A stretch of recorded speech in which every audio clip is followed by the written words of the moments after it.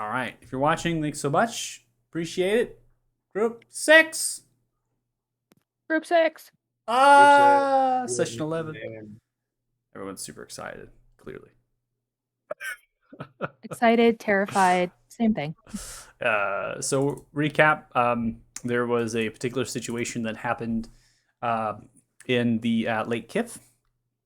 Strange and foreign and unsure, unclear. It seems that you were brought to a place, Sandy Beach, a town or a village with a kind of palisade wall. There was some sort of raid that was happening, some sort of attack. The village was on fire. There were screams from people. There was figures on horseback, these humanoid combatants with glaives, long swords, shields, wearing surcoats with a kind of a sun-like symbol that was placed at the center of their chest. Some of them capes. They were using divine magic, so divine might. That was something that was kind of showcased. And and on the sandy beach, you observed there was a human boy that was being pulled along by a elf, particularly a beautiful elf that was wearing this immaculate bronze-like armor. They had a sword as well, and they were pulling this particular boy to a boat that was on the dock of that beach, kind of running away from the figures.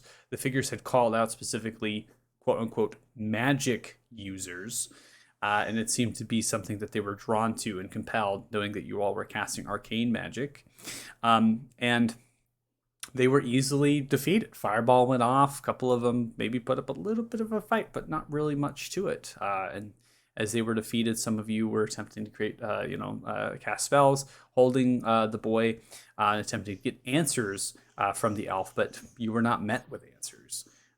It seems that this individual was quickly to get out of there. They were trying to sort of maybe rescue or save this boy, was the interpretation. After they had kind of taken off on the boat. There was something that the boy had specifically kind of mentioned a little bit, kind of whispered it outwards, and that the lady that was there within the actual gate that was beheaded, right? So that was one thing, beheaded by a glaive. And that really struck there. So there was just a really odd situation. And as they departed away, the actual kind of palisade wall and the burning village began to subside. It began to look like the tundra. You were brought back on the kind of the northern side of Lake Kith as you awoke, and it seemed that you were in the same condition prior to actually coming here, which seemed or prior to the previous place you were. In the previous place you were fully rested. You fully had your spells and things. But here you're back in the same conditions you were on the south side of Lake Kith. And then there was these wolves waiting for you.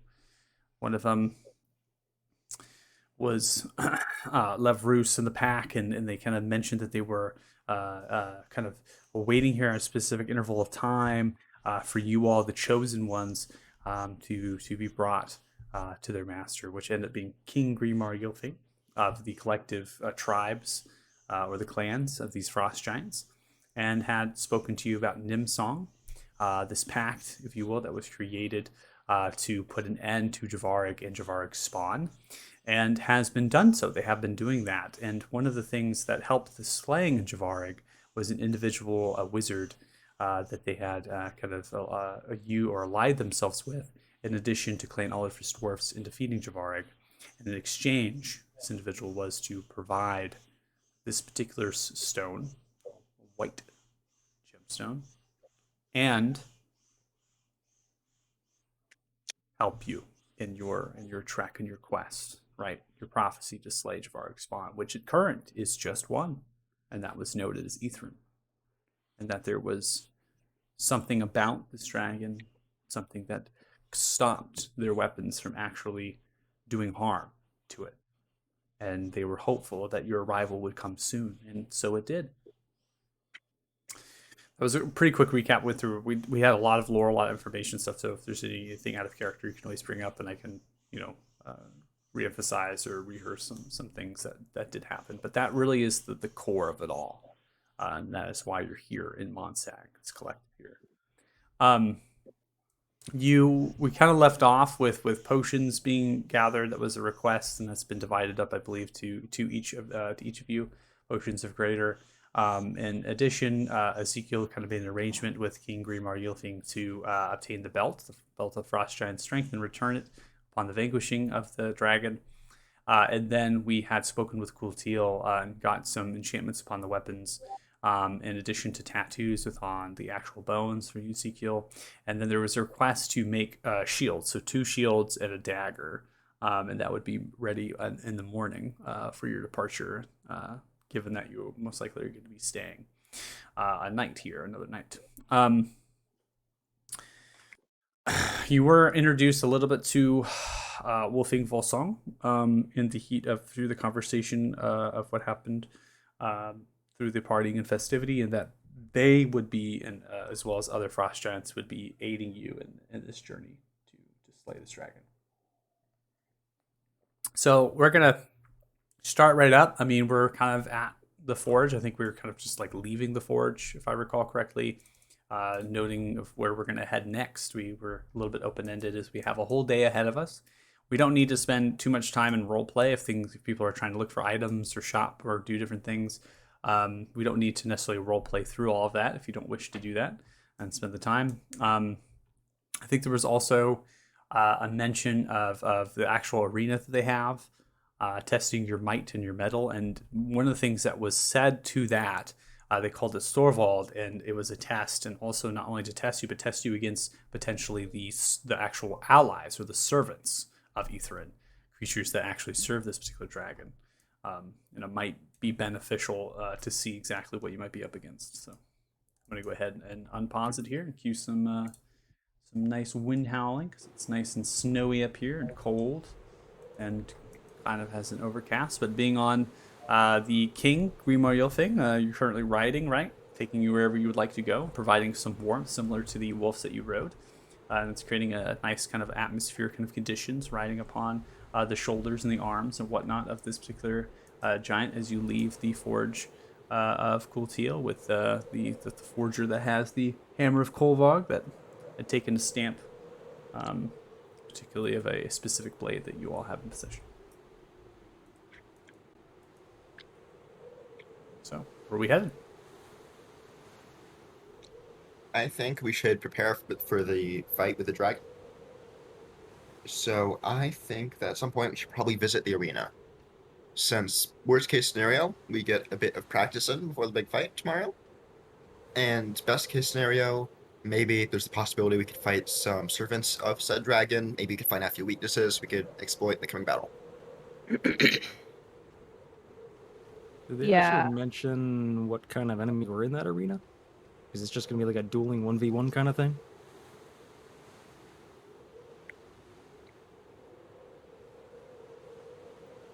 You can ask the king. guess we'll find out. You're riding the king. I mean, you can ask the king. I suppose I can do that. Storvald interrupts. I'll go ahead and we'll shorten. I'll take you as asking the king with that. It can be whatever combat that you want it to be. You want to fight the creature yourself, or if you want to fight it together, you can. So is this like a what's that word? Simulated dragon or something? It's an illusion? It is not an illusion. It's one of servants. Drake. Oh, you got pet dragons here? Oh, that's cool. Oh, I do have one question as well. From what I heard, the winter wolves are born of dragon's blood. Is that correct? That is correct. In that case, do the winter wolves from the dragon's blood belong to whoever helped kill the dragon?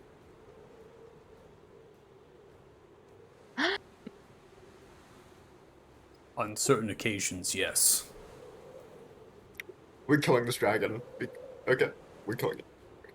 We need. I want Wolfie. So. You're gonna kill it, though. The creations of these wolves as gifts from Thrym requires rituals and giant's magic. Upon their creation, they are bound to us giants as masters, as we are descendants of Thrym. If this is something that you intended to do, to have great knowledge, as well as strong loyalty and service to Thrym, Slaying of Ithrin. You can do both that. Of course, you would be what else?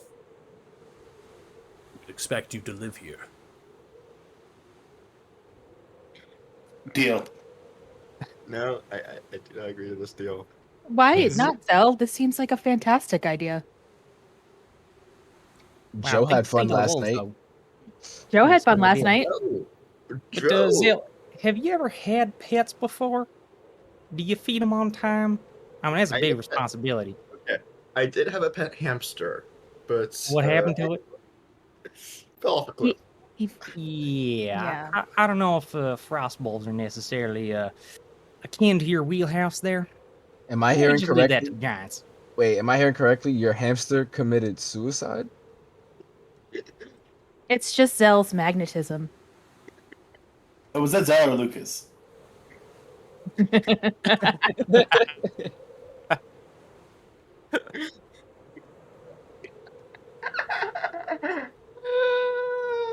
Yep.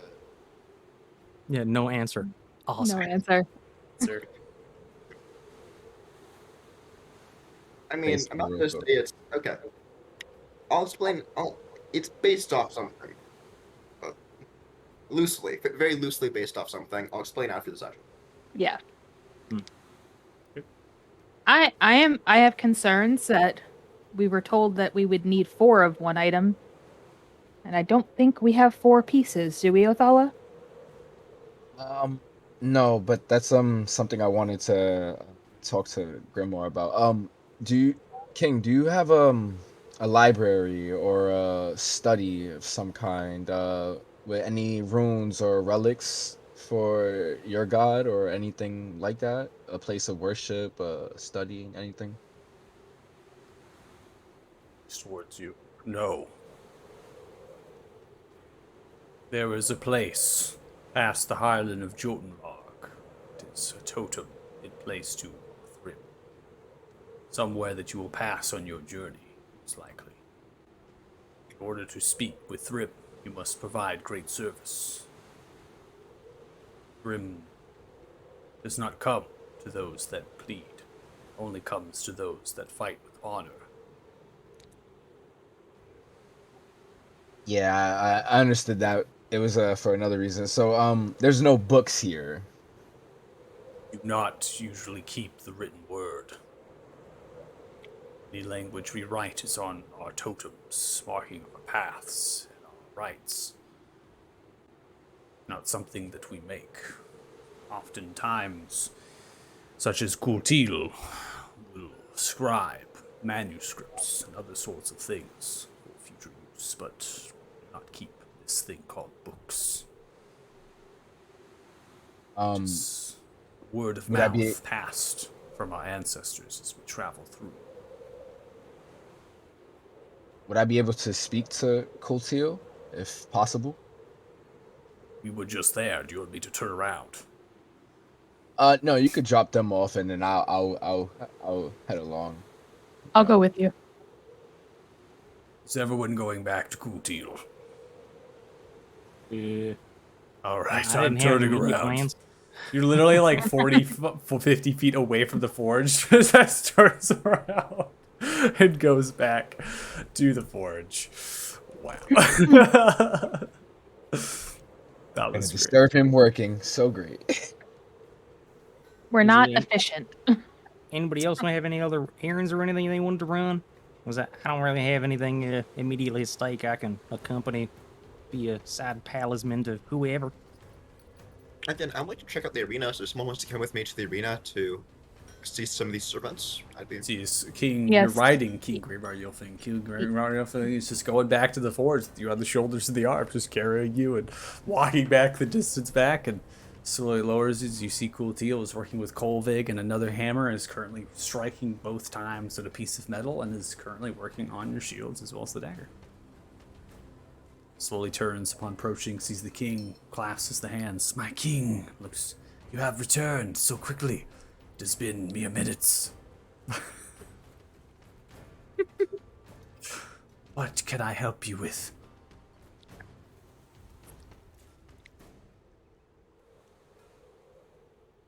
Do you have any Silence. knowledge on the white stones?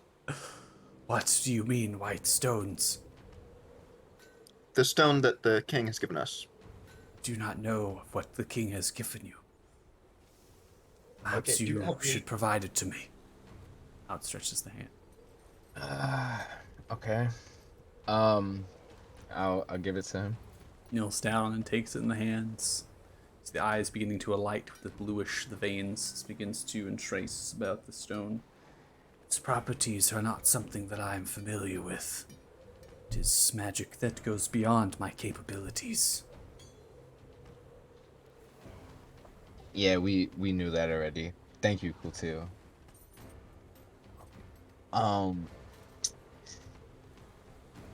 Would you be able to? I know they said that you had stories. Would you be? Do you have any stories of other chosen ones? Anything in the like of former holders of the white gemstone? I have already told you that I do not know of such a stone. Then, I have heard your people pass down stories on the dragons. Yes. Did they pass down possibly weaknesses or resistances they may have? For example, I'm assuming that cold magic could be ineffective, but maybe flame is effective against the dragons, things like that. Sits down now, lowers the hammers. Tale of dragons. It depends on what you're particularly looking for. Weaknesses of a white dragon. Well, there isn't much. Just note it tends to burrow and come at you in surprise. Or any attempts of using cold will be met with nothing. They are immune to it. They are bred by it. They live in it. Their layers tend to be all ice, difficult to maneuver. Sees the king, looks. This is all something that I would have been able to tell you. That's all right. What if you may be able to tell me, like, what are they particularly attracted to? Like, trying to get in the mind of this here dragon, what is its motivation? What does it want from us Dragon. or out of life in general? Dragons are solitary creatures. They tend to stay and hoard their treasures. This is why we have problems. King. Looks towards King Grimar. Stretches. Looks down. Ithrin does not hide in solitude.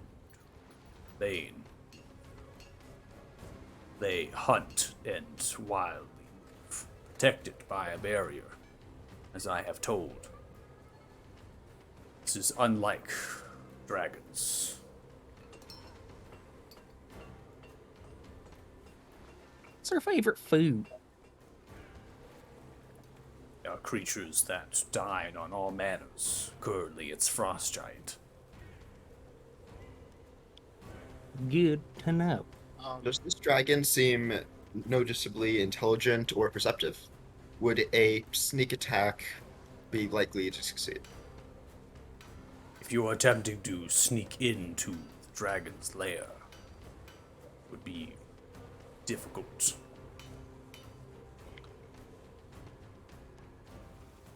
What about its intelligence? Is it likely to set traps or be more direct in its approach?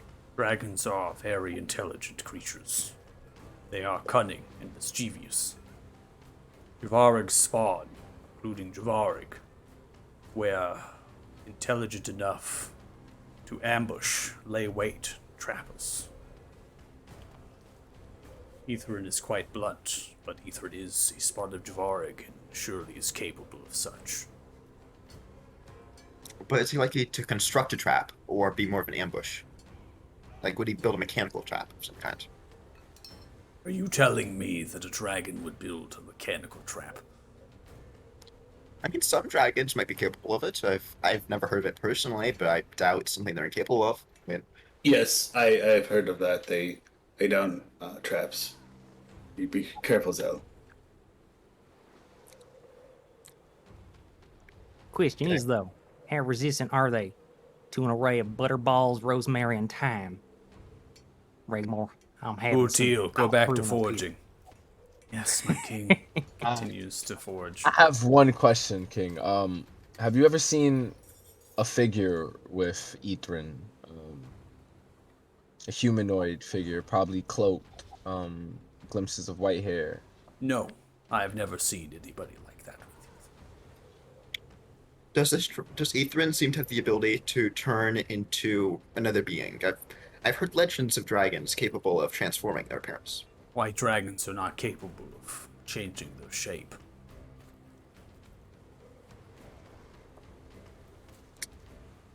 Does he leave his? So you said he leaves his cave pretty often, or his lair. So he might not be a cave. Ethrin hunts us, feasts on us, and does not care. Flies over the valley as well, picking off whoever potentially creatures exist on there whenever they see fit. But does it seem likely that he has a lair? And if he does, do you know if his Of location? course, that is where Wolfsong Volsong is going to be taking you. But would it be possible for us to lie in wait in his lair, maybe even hide in his treasure hoards and ambush him? You'll watch and observe to see when the dragon flies out, and then go into the very lair that the dragon persists in, and attempt to ambush it in its own lair. I I think mean, it's a good plan. We'll send Zell in. Yes, that is We can good. ambush. Lend the dragon slayer in for this one. That'll be good. He has mean- magic that could talk to us outside, so he's good for this. Dragon's lairs are magically enchanted. The same magic that forges and helps define their power. One must know that if you attempt to ambush a dragon in its own lair, that you greatly be met with death. okay. I'd heard of similar things, but I figured it's young enough that it might not have access to said magic. I'm curious. What do you know of dragons? You speak as if you know so much. Yes, Zell. Is this Please. from your dragon slaying days? Enlighten me. It is, my king. I know a rather standard amount. I mean, again, They may say I'm humble, but I have researched dragons, but I have very little experience killing them. Maybe it's really. But you're the dragon slayer. Have you been? He kills them blind? with his books. Yes. I believe that having information is key in any hunt, and that even if the information seems standard, we should confirm it. This may not be your usual dragon. I mean, it has a barrier after all. There might be other inconsistencies. If They what make I sure could- they're taking notes from a true dragon site. Yes, I'm taking notes. But let me make something statement of sorts. Dragon Slayer. Pre-Dragon Slayer? Is that what we should say?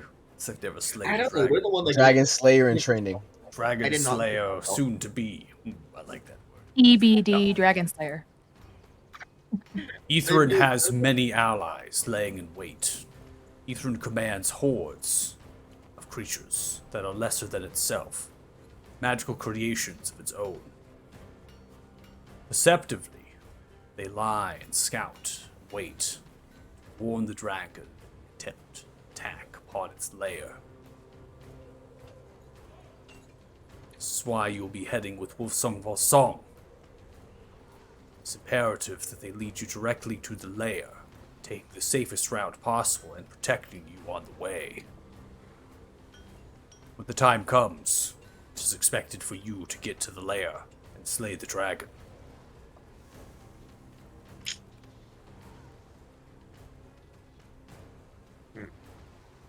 Now, our guide, do they have any experience acting as bait of any kind?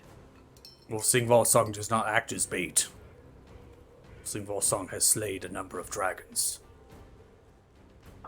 His chair, the table of Thrym, the Great Hall, is reserved.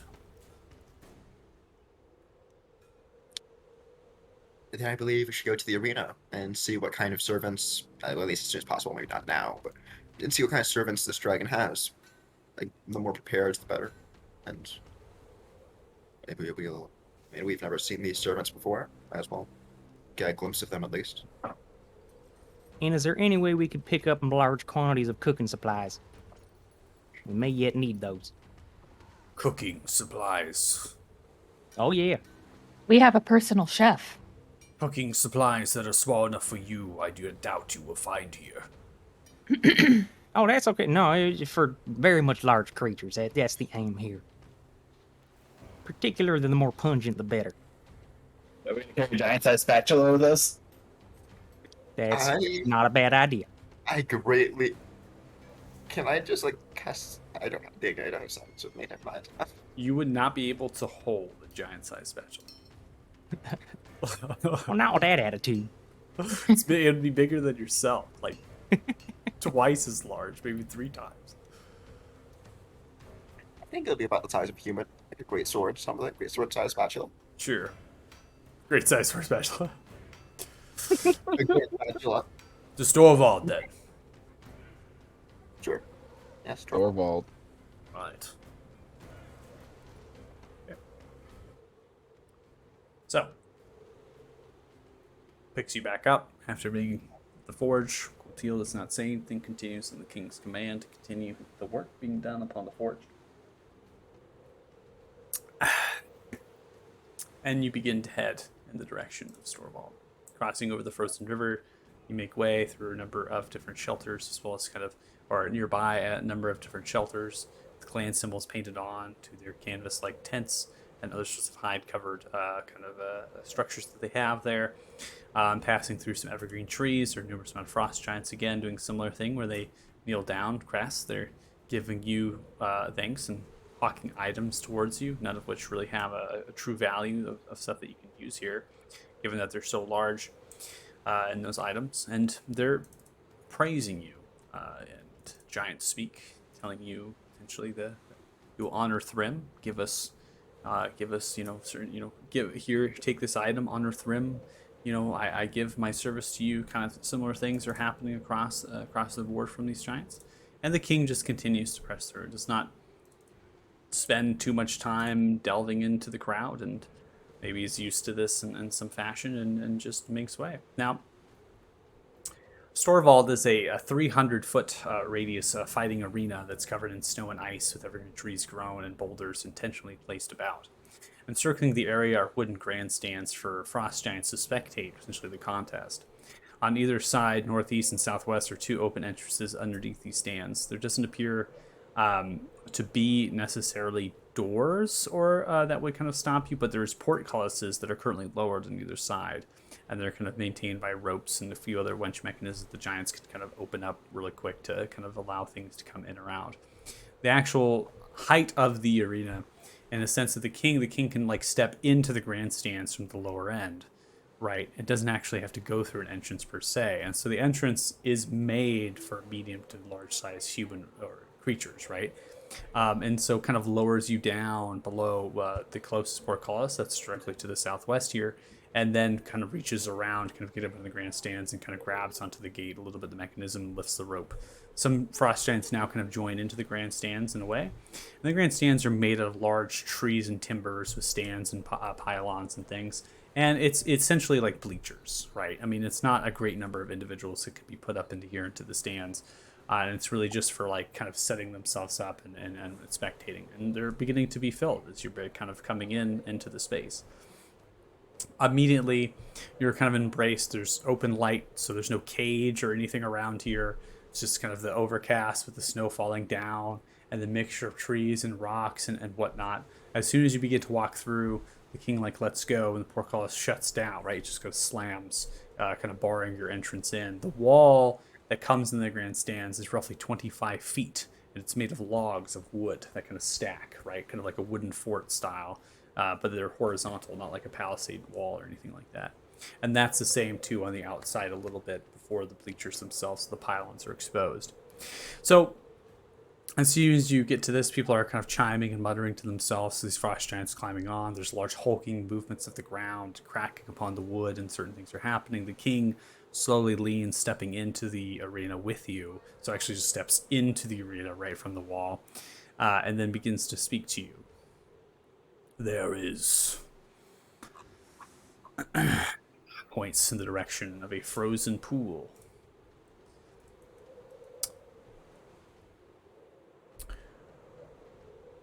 These creatures defend that is embedded into the ice. It is the skull of one of Javarag's spawn. These creatures are drawn to it. They defend it. You'll find them there. Good luck. Laughs a little bit and then climbs back into the stands and slowly leans back, sitting now. A large creek. Not many giants can be staggered as the grandstands themselves aren't tall at all, really. It's maybe two that can be on one level, right? Or probably, one column, I should say. So it sits down and kind of looks in the direction of you all, and you all begin to kind of walk and looking and doing the best you can. And this is where we're going to go ahead and activate this map. Again, not very big radius, so the walk itself is pretty slight, and you're on the lookout. You have your weapons drawn. You're scanning with your passive perceptions, tempting, and you don't really see anything. And eventually, you come into the space, taking around it. Now the map is tilted a little bit, so you are coming on this side, and you see the frozen lake there, and you notice there's a piece of bone that kind of protrudes outwards, potentially maybe a piece of the skull or an appendage, maybe a talon of sorts that kind of comes, knowing that there are bones that they've actually buried within the frozen water there, intentionally to entice the animals to maintain themselves in the defense of the actual structure. At this stage, when you come onto the thing, you notice there's movement, brush and the thickets, as well as the trees and shiftingness, but you don't see anything. It seems that these creatures, even though you kind of hear and see movements of the brambles, you can't see them.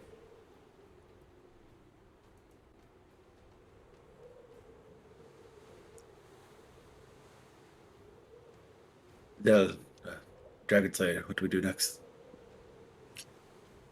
I think people in the back should prepare for a possible attack, and then people in the front should advance with caution.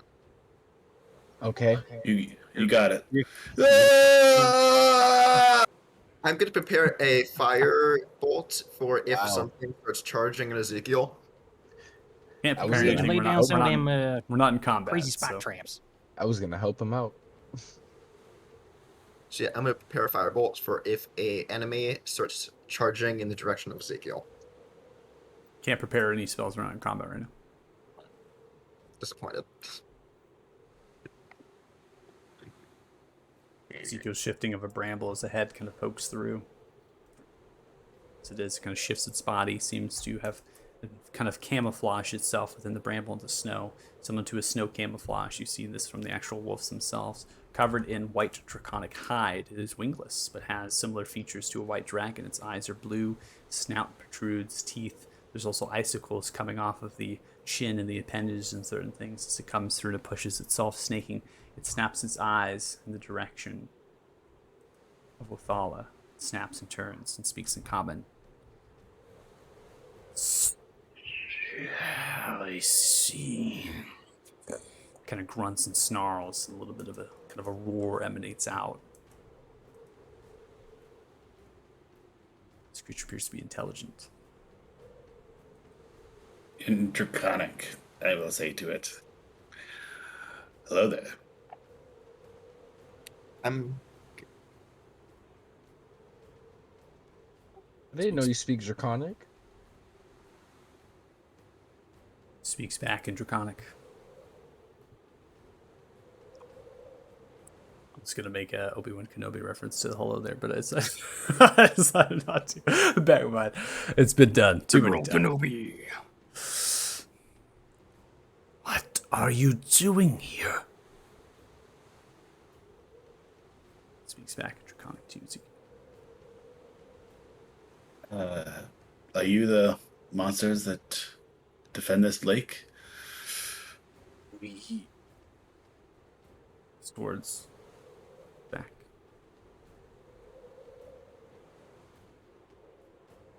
We are spawns of Ivar.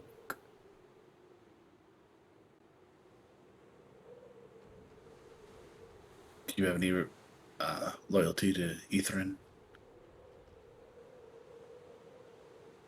We can feel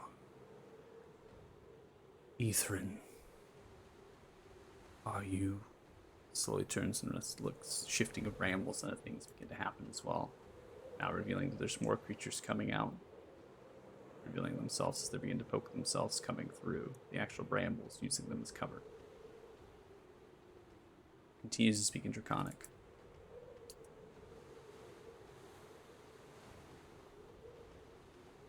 I would like to use Hunter's Sense. See if I can figure out any weaknesses on this guy. Okay. Would my skills with just having dragons as my favorite enemy help me at all here? Because these aren't specifically dragons. So they're not specifically dragons. They seem to be similar to a dragon. Creations perhaps knows that they speak Draconic. They seem to also speak Common. There is a level of intelligence that is lacking the creature, so kind of coming from the response. There seem to be slow in response, as well as kind of calculating the time, and it's difficult. With Hunter's Sense, you would know that they... So now switching to you, Dirty Joe, with Hunter's Sense, you know that they are immune to cold. So they are immune to that. They also have an ability to use snow and ice conditions to essentially hide themselves, to completely camouflage to the visible eye. And they have a burrow to them, that their claws themselves, they are able to kind of dig into the actual ice and snow and burrow down if they need to. Cool. And are they aberrations, celestials, elementals, fae, fiends, or undead? Yeah. Is there any way I can discern that? Yeah, they're none of those. Cool. Do they look like they weigh more than 500 pounds? Yes, this one is large size. It's kind of as far as its height is concerned, it stands 7.5 from its legs to its dorsal, and then as far as its length is concerned, it's relatively to like 12 feet, I would say. So it's kind of has a high posture, and then it's stout, and then its tail encompasses more footage, right? That kind of falls around, and it has itself a kind of a way to swing if it needs to, or kind of around most of its body. So its tail is quite large.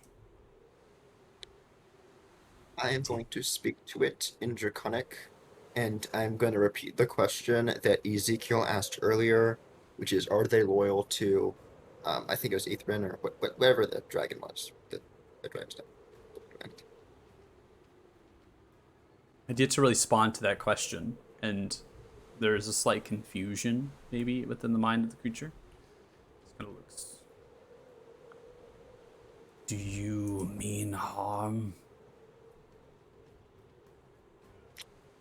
Not currently. Hey, Zell. Ask him what he's hungry for. What makes his mouth water?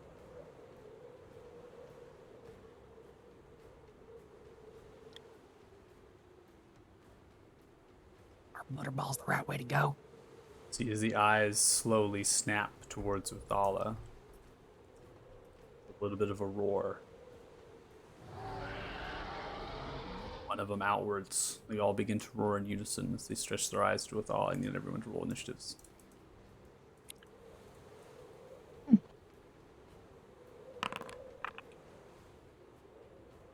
What'd I do? Oh, they're all Apparently they're hungry for Othalas.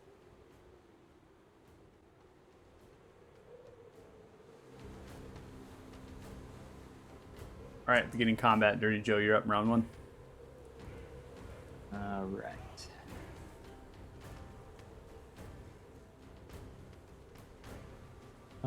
These two over here closest to Regmore. If I cast Hail of Thorns, would that catch both of them? So Hail of Thorns is you have to attack and your arrow kind of splits. Each creature within 5 feet. So they're kind of hitting the target and then they bounce 5 feet around it, and they're 2 spaced out for that. They're 10 feet away from each other. All right. Well, in that case, I'm just gonna target this one by right by Regmore. I'm gonna snipe that sumbitch. As soon as I can find where the hell my spells just went. Ah! Go to the wrong map.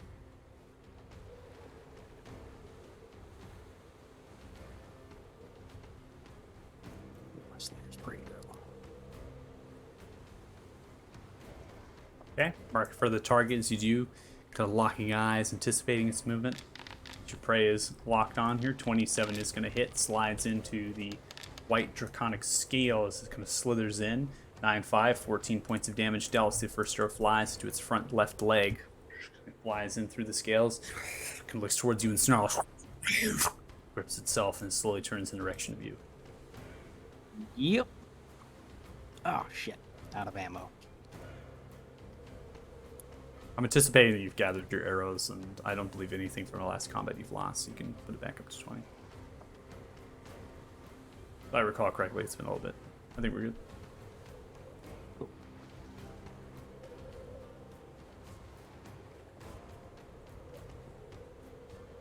So to manually punch that in? The arrows? Yeah. Yeah, I'll put it back on for you. There you go. Good to go. There we go. Fire away for the second arrow coming through. So this one does not have the Slayer spray, given that you only get it once. So 14 is going to hit this creature. As you do, you deal 13 points of damage dealt as the arrow flies and slides into now its front left kind of collarbone area, kind of with a large thunk. Its eyes continue to glow with this intense blue that stretches towards you with these razor-sharp snout, draconic snout. Frost kind of envelops its mouth. I wonder what you taste like, my friend. And in turn. All right, Dahl, it's your turn. I'm just going to look around, look at all the dragons looking at me, draconic creatures, and I'm just gonna cast Mirror Image on myself. Okay.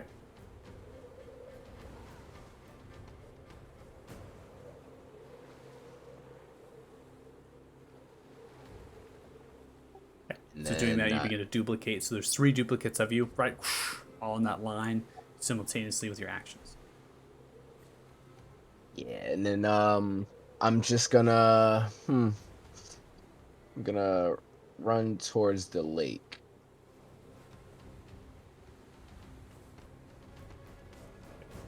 And then end turn. All right, Zell, you're up. I am just going to launch off a fireball at these 2 over there.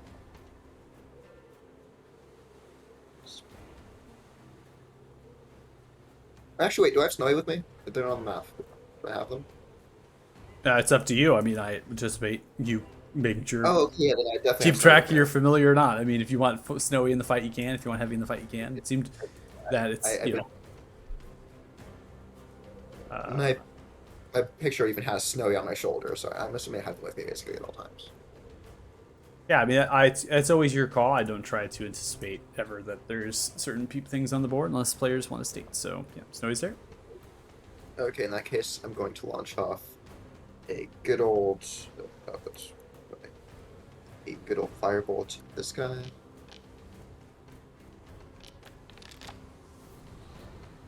Which is going to deal 18 damage to that one that. All right, 21 hits, deals 18 points of fire damage as it lands, collapses into the sides, some of the scales, kind of yips back a little bit and turns its body, kind of rotating, kind of curving a little bit, similar to a dog would be. It's in kind of a fight, right? Kind of curves its snout and its tail aimed towards you. I am then going to cast Dragon's Breath on Snowy. Okay. Well, no. Yep. I'm just going to put you at a concentrated state You can right click off the template so you don't have to use the template. Let's put you as a concentrated state. I just did. Oh, it rolled for once. It actually did it. Wow. And there's an effect. Yeah. Oh my word. It works. Maybe it does. I don't know. We'll see. Okay. So you want Snowy to fly over there and do that? Yeah. Okay. All right. So 17 points of what type of damage? Fire. Because I Okay. know that works. And you're doing on both targets. All right, both are going to fail. Take 17 points of fire damage. Bonus sign. See, one is dead. So as the fire damage comes through, the one kind of takes the scathe. The bramble kind of lights up a little bit, but the snow itself is quite thick, and so it kind of melts away from the fire as it breathes over. The one that dies kind of takes the blow and kind of tries to hold on, and you notice there's many different scales are kind of falling off and certain things. And as soon as these lacerations from the arrows and the blood, you notice these spikes of ice begin to form of its flesh, and it's slowly being turned into a block of sharp ice. These kind of tendrils and spikes of ice. It's where it's kind of forming into slowly. Oh, means we can't eat it. Then Snowy is going to fly 20 feet up. Okay. Let's put 20 feet on Snowy. And that's end my turn.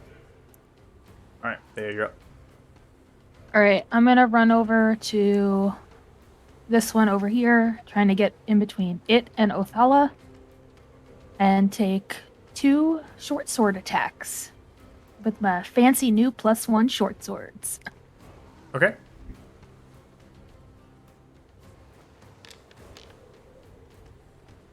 When he hits, 12 points of piercing damage.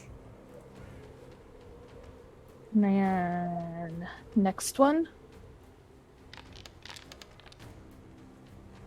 15 is going to hit. 10 points of piercing damage. So once and twice as you stab through, going to go in through one of the legs, then you come around to the side, come dorsal side, pulling it up and in. There's small protrusion, small piercing, as the scales are thick and the hide of the creature is thick, and it's spilling this bluish red blood now that you're kind of there, and it has a little bit of this frost to it as you pull it out of the body. okay, and that ends my turn. All right, ending turn. Now come to one of the creatures.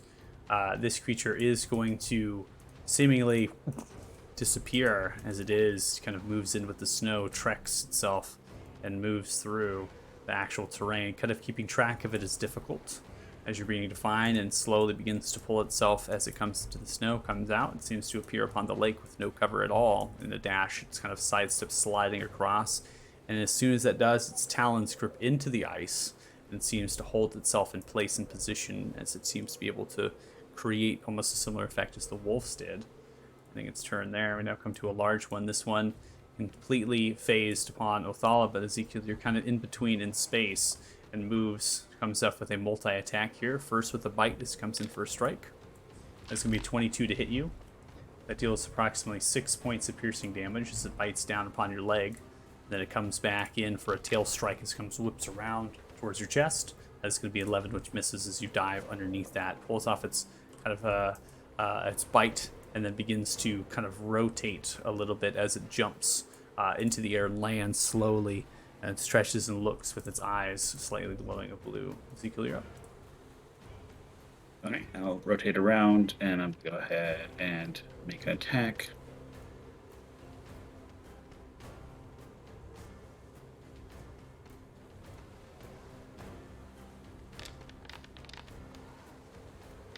$16 is going to hit. 15 points of bludgeoning When I damage. Though. hit him, I'll move him 5 feet back, straight back, Yeah, straight back from and your I'll position. step. It's up there, and then I'll go ahead and make 2 more attacks. Okay. 15 is going to hit as well. 15 points of bludgeoning damage. Almost a nat 20. It was so close to my screen. 12 is not going to land, so we only have 15 points of damage dealt if you put 5 feet back. Coming for the first strike on upward palm, right towards the face, and kind of shoves it back. It pulls itself. And then as you come in, you take kind of towards the leg, almost like a kick as you're attempting to knock it off balance. But its claws are entrenched into the ice. Ice climbing is definitely something this creature is capable of, and kind of keeps and maintains itself. It rotates around to you. Wait, act as her to make 2 more attacks.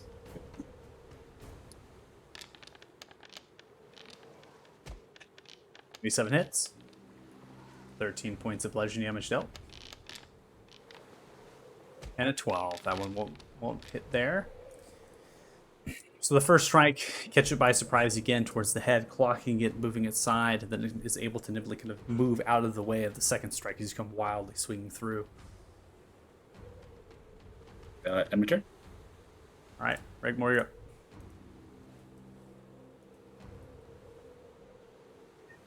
Ray's gonna throw out some conjured animals. Okay.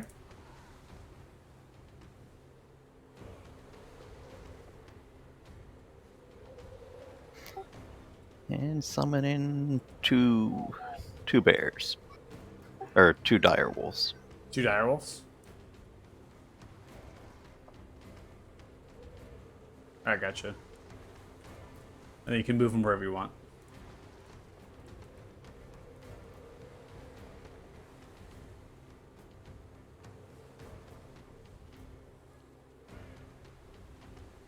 Alright, I'll go ahead and roll initiative for one of them here. That'll be both of their initiatives. They rolled 11, looks like. Or 9 plus 2 to 11. Okay, you're spawning them, conjuring them there on that spot. Yep. Okay. And then move him back and in turn. Alright, ending turn. You kind of appear right next to you, Athala and Ezekiel, in space as they kind of absorb the air around it, forming into the conjuration of these large kind of wolves. So the blackish maybe fur to provide some contrast and difference between these creatures, which are with white in these scales. Now this one is immediately moving in its dash as it comes to the side, ending its turn. It seems as though they are coming in to potentially surround as they're working together in unison, seeing the wolf kind of pop up. They're kind of going towards that. The one next to you, Thea, is going to turn around and go in for a multi-attack first bite as it aims towards one of your legs. Lands a 24, which does 9 points of piercing damage as it bites down onto your leg. Then quickly comes and swings its tail in a backwards-like strike as it whips its body around really quickly. You're able to kind of get out of the way of that as you duck down as it swings over the top of you. At the end of it is then going to begin to rotate around roughly, so it's going to kind of come around and kind of pushes in. It's very aware in space of the other creatures that are at its backside. Has no fear showing as it makes its way around. Even though it's bleeding from multiple spots, they're now forming into these ice crystals. Come to a large one. This one is going to come upon the ice. As it does, it comes on the ice and immediately breaks into it with its claws, tunnels in, burrowing into the ice, into the water as well, and disappears. This smaller one does the same thing and follows suit. Dirty Joe, you're up.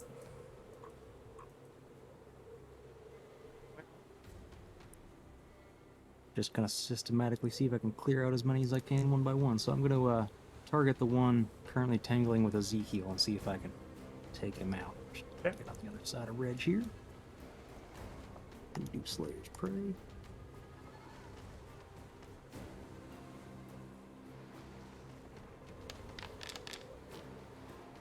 Okay, so 13 is going to be a miss. As your sharpshooter looks like enabled as you fire it. The creature ducks down, flies over its back. I'm also going to try to mark it with your Slayer's Spray because it looks like it didn't transfer over. There it goes. Alright, let's try that again. Okay. 13 again. That is going to be, again, a miss. Fired once, twice, fired quickly.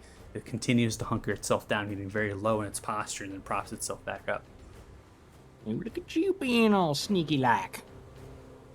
Yeah, that's it. End turn. All right, Othal, it's your turn. Right. I look at the one behind me by Thea and point at it and cast Toll the Dead. Okay.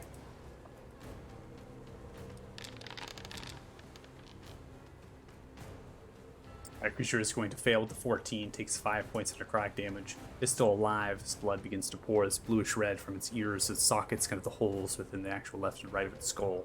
Kind of shakes it off and continues to fight.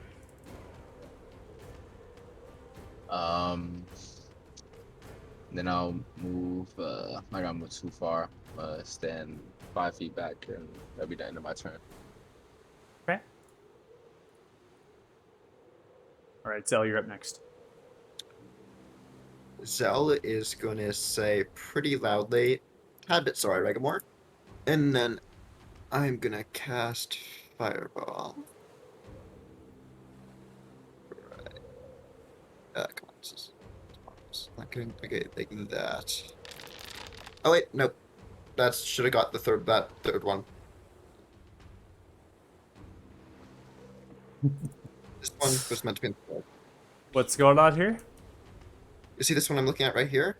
Yeah. Its thing was green, so I figured it was actually getting hits, but it doesn't save. Good. Are you throwing a fireball at my wolf? Yeah, did. For a fireball Yeah, you your see this wolf. one? All right. Yeah, this I know. one right here. I got you. I got you. I'm with you. Don't need to be drawn all over my map here. I see the template is over the target. I can see that. I just didn't target it. It's okay. It happens sometimes. Not a perfect system. All right, so the fireball erupts 25 points of fire damage. It looks like all 4 of the creatures actually succeeded. And so doing, they only take a total of 12 points of damage. Fire, as it does erupt, you see the actual frozen lake take some of the actual explosion, I should say. Cracks are beginning to form, but it is a very thick sheet of ice that has formed here, a very small kind of lake here, and so everything's really well coated. So for the creatures to burrow in, it takes great strength, and also the appendages to be able to do that. Then I am going to move my owl to be like right about here. Okay. And I'm gonna try to, let me see if it works again. I'm gonna try and cast a spell so that I hit into the lake a bit too. So, yeah, and it's the same thing. Kind of like, oh wow, this is a lot smaller than I was expecting. Yeah, like that.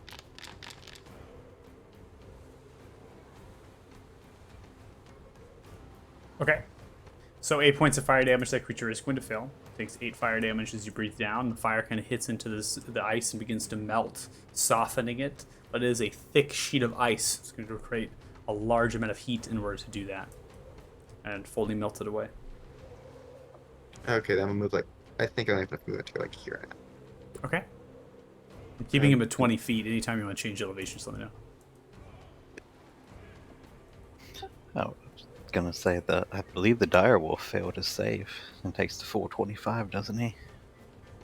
I have you at a 19. It rolled for you on the prompt, and I have you at a 5 on a roll for second roll. So I'm going to take the highest, which is the 19, because sometimes it rolls pretty quickly in the automation cycle. So I'm going to take it with the save.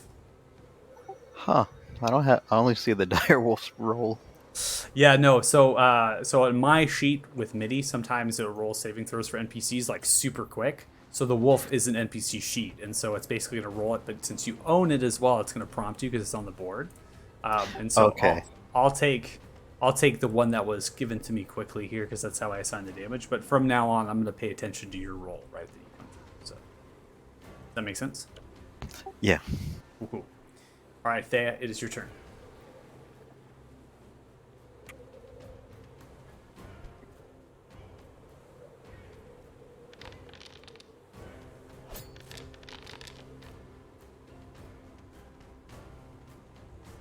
Okay, 20 is going to hit. You do 10 points of piercing damage to stab in directly through its upper kind of neck region, its throat, and you come up with the blade slamming down. The creature kind of thumbs down into the ground, a large thunk, and it begins that crystallization, the growing of the ice spikes.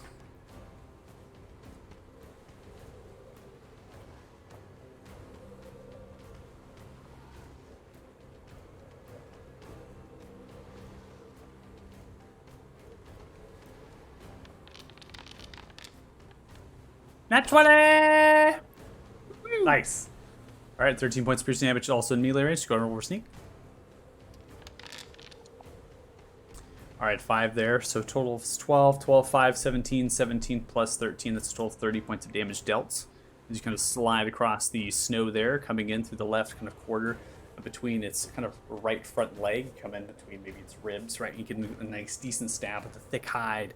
It's difficult. You may have punctured something, it just kind of plunges out. Lots of blood begins to kind of form, but it crystallizes right in those ice spikes, kind of stopping the bleeding in the process. Thea the Destroyer over here.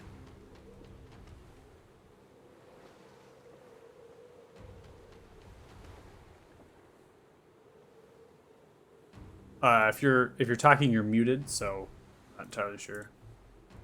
Oh, I don't know how that happened. Okay, you're talking now. Yeah, I'm just moving 5 feet. I had 5 feet of movement left. I'm staying in Okay. its range, but... And then that's the end of my turn. Okay. And in return, we now come to the direwolves. So, this one's gone. If it moved here, it's gonna provoke, right? Yeah, you'll provoke an attack of opportunity.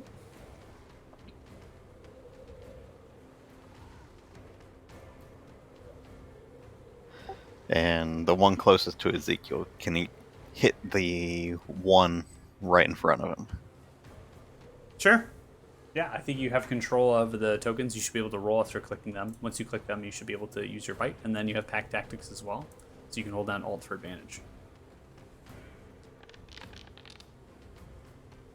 Not Nat 20! So many nat 20s. 24 points of piercing damage taken as you begin to launch on. Something to note as you kind of bite down upon the creature. The creature is able to succeed automatically on the strength saving throw to be knocked prone as the ice and it's grabbing upon the snow. And it seems to be kind of maintaining its posture now and bedding itself on the actual earth. And it was not succumbing to the actual ability of knocking prone from the bite. Alright, no worries. And then it's going to stay where it's at, and the other one's going to bite the one directly behind itself. Okay.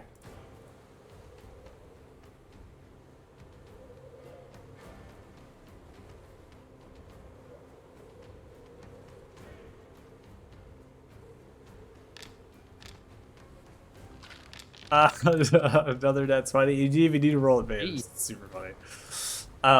23 points of damage dealt to that one, so the one back there. And that one actually did roll a save and succeeded with a 16. And they're going to maintain their posture right here, blocking these ones from getting to Othala. Okay. All right, we're going to go ahead and end the turn then, maintaining their posture. This smaller one on the south side of the left side of Direwolf, this one is going to have pack tactics as well, as these creatures do.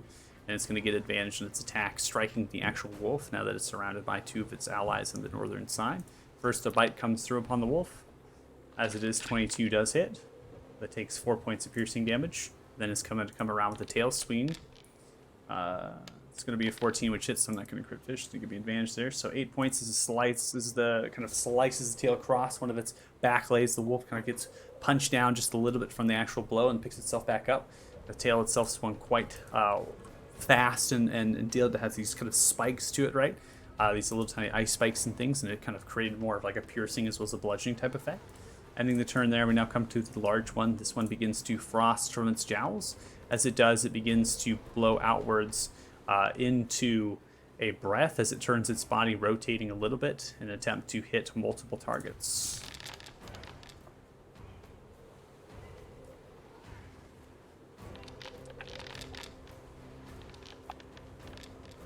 Large cone of about 30 feet as its wide berth and spreads outwards to this frozen solid, and it begins to kind of coat outwards.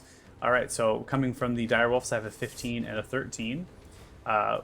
One of the direwolves succumbs to the damage and is deceased, so that one is kind of poofs out, and then the other one has succeeded there, taking, it looks like 15 points of damage, so I'm going to go ahead and assign that. The total here is 30. Othala, you take seemingly none, right? As the cold breath comes outwards, your duplicates, right, that are there, there's these scales that begin to form, almost like white draconic scales across your flesh, and this effect begins to embrace you upon the actual frontal side of the blast as it begins to hit, and it seems to, you are immune, take no damage whatsoever as it braces against the impact.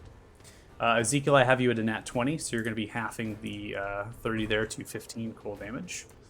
And that is the end of that effect. The creature then slowly begins to kind of look around, sidestepping left and right, and maintains its posture. Ezekiel, you're up. Look over my shoulder at the exploded fireball. Look over at Zell. Okay, I will take the disengage action and walk towards the exit of the arena. And I am returned. Okay. All right, Regmore, you're up.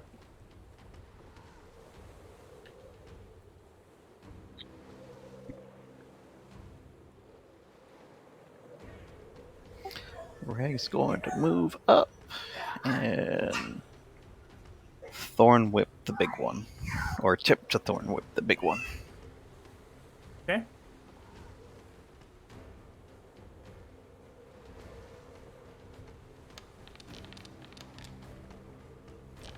All right, 25 is going to hit. We have 6 points of piercing damage dealt. You're going to be pulling towards you. No. Okay. Whip around, slicing into it for the laceration. And ending my turn. All right, ending turn. Now come to one of the smaller creatures, passing over one of the wolves that is now kind of disappeared from the conjuration. And this one is going to be making its way up to the next wolf here. As it does, has advantage on the bite from pack tactics, the one to its left. 14 is going to hit. That deals 6 points of piercing damage. And then it's going to come around with the tail as it begins to swing. 16, I won't crit fish. Give me advantage, so 4 points of bludgeoning damage as it comes slicing back around with its tail. And then it's going to be the end of its turn. Now come to the next one that is just to its north side. This one, in addition with pack tactics, following up with these wolves. 21 hits. 10 points of piercing damage dealt. Then it's going to come around with the tail. I'm going to roll it again because it has advantage. And that lands a 10. That is going to be a miss as the wolf is able to turn around in the nick of time and dodge out of the way of that strike. Ending turn.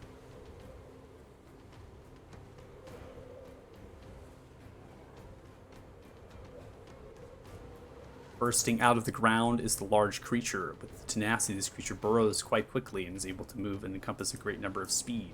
As it comes outwards, this is going to be its action to do so. As it dashes, it slides and braces itself upon, looking left and right. Looks in the direction of the rest of its companions, barks a little bit, and gives a slight roar. Ends its turn. Thea 1 pokes out to your right side. This is a dash for it to get to this position. As it does, it pokes, kind of bursting out for a little bit as it curls its kind of talons and such and whatnot. Now, we're going to come to the top of round 3, and prior to coming to the top of round 3, I will make an announcement. We will not be fireballing our friends. It's a summon. It's not a player. It does not matter. It is still That's a friend. what It's a friendly creature. Unless you talk with Reg prior to it out of character and really talk about that in depth, that technically is an allied companion, and you did fireball it. So we're going to go ahead and start at the top of round 3. Dirty Joe, you are up. All right, seeing that I now have a clean shot for a group damage, I am going to target the one barely wounded next to our summoned doggo over there. Reconfigure my Slayer's Prey and cast Hail of Thorns. All right, so you're configuring your Slayer's Prey. So hold on real quick. I'm trying to see which one. Okay, you're targeting that one. Okay. That guy. Mm-hmm. All right, so I'm going to go ahead, put on your ensnaring strike real quick.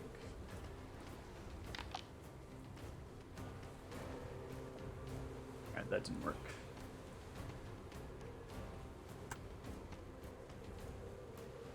Slayer's Prey. Well, you wouldn't be able to pass over your Slayer's Prey, would you? Because you're using your bonus action for Hail of Thorns, right? Is that how that... Oh, yeah, technically you're right. Yeah, so let me go ahead and remove Okay. it. I just remember that to myself, yeah. Okay, so let's remove that. So your Slayer's Prey will still be on the larger creature, because that could be maintained. Alright. And then you need to make a ranged attack at the creature first before the Hail of Thorns happens. So go ahead Make sure and you're all target. set. Yeah, so go ahead and fire away. All right, so that is going to hit. 18 does. All right. It's funny to add on the Slayer Sprite, but we won't do that. So 9 points of piercing damage is dealt to that one. I believe it's that one you were targeting. So 9 points as it does land. There was potentially cover in this situation. So cover was automatically dictated because the wolf was nearby as well as that, but you're ignoring that cover. So I'm taking the modifiers as such. So there's a -2, but I'm not taking that necessarily. And then your Hail of Thorns is going to erupt here. So Cool. as that arrow begins to fire off, in addition to the normal effect of the attack, the target of the attack and each creature within 5 feet of it must make a dexterity saving throw, and the creature takes 1d10 piercing damage and fails to hit or half as much as the successful one. So I'm going to go ahead and make those saves here, because I didn't roll them prior. And they won't have the wolf impacted by that effect. No worries. And then the damage dealt was 5, and both creatures had failed. So I'll go ahead and divvy up 5 points of piercing damage. Comes through. Right, and then I'm gonna pass it over. And make one sure more it's- attack for good measure.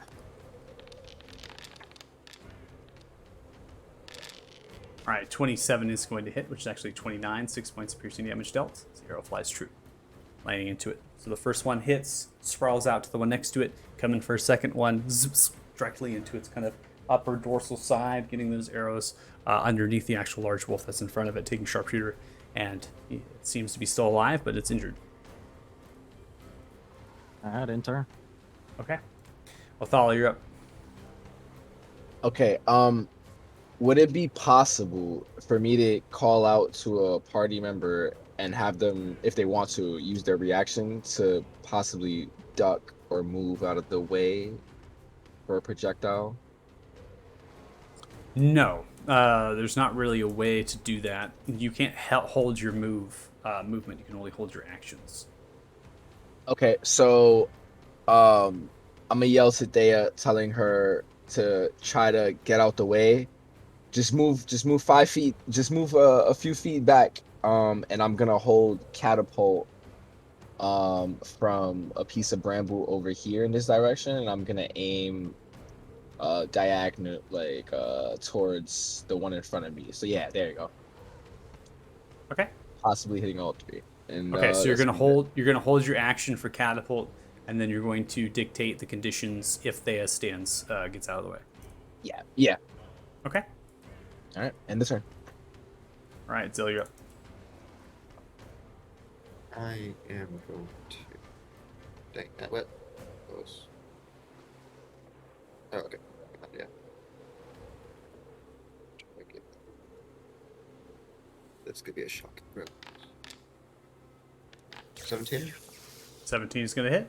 Deals 9 points of lightning damage. It traces Okay. around the scales, sizzles and burns. Then I'm gonna move probably like here. Actually, not maybe a bit farther. Let's go here. And then I'm gonna have Snowy move here and do a Dragon's Breath.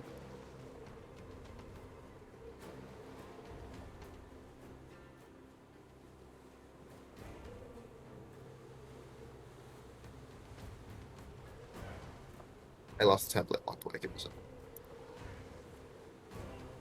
Okay, so you're trying to hit like that. Yeah, actually, I think Snowy gonna move like here to actually get that Dragon's Breath off. So.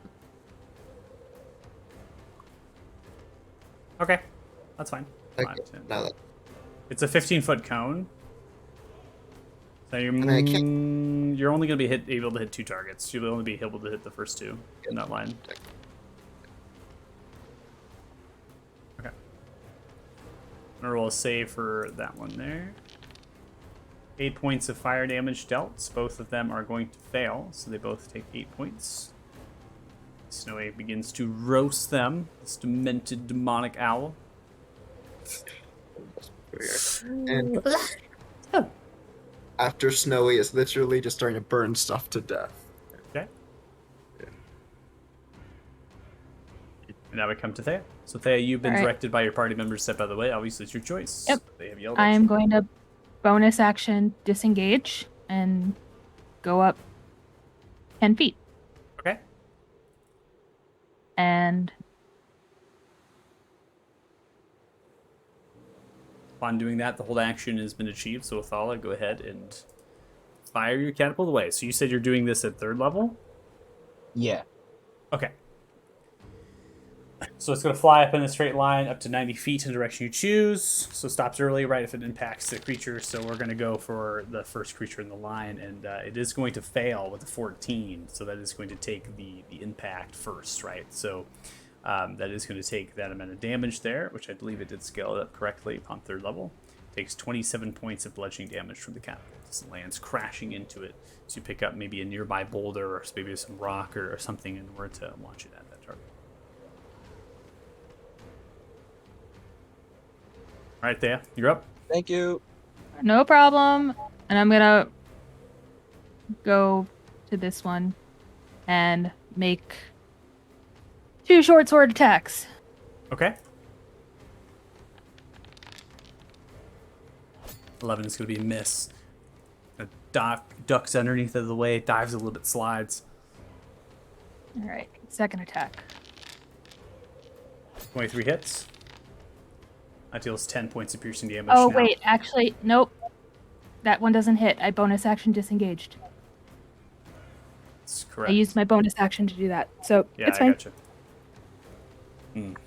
Rogues. You're not the ranger yet of 5. Yep. But you're taking rogue. Yep. Good call. I was like, oh, extra attack ranger, but I was like, oh, Nope, you're not on that nope, level nope, nope. because you're taking more rogue. Okay, Yep. gotcha. So I'm Gotcha. done. That's it. That's so sad. Terrible. It's okay.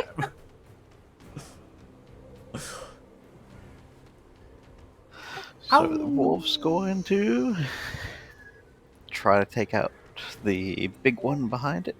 Okay. So that's not going to have 5 feet there, so that's not going to have pack tactics. Straight roll.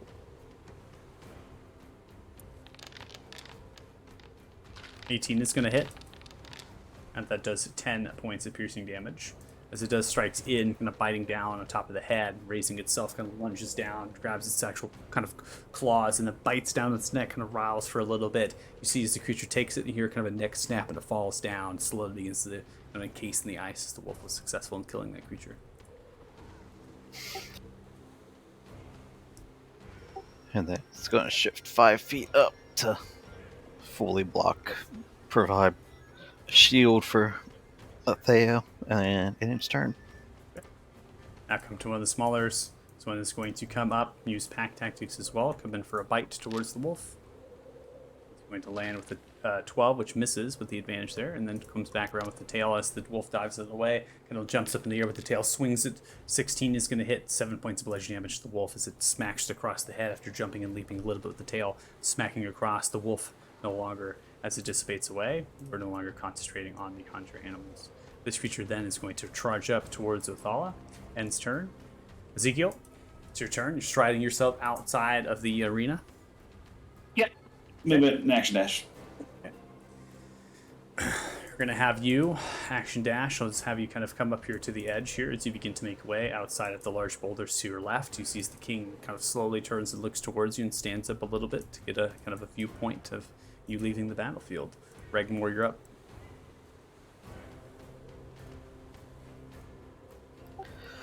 Oh.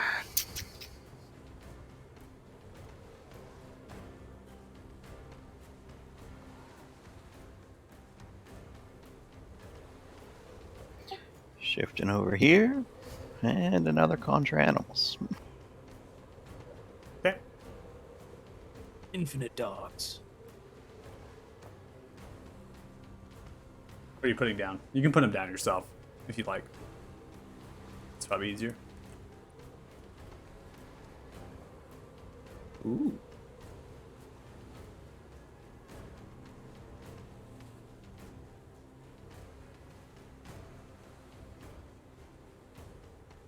Right there. Okay.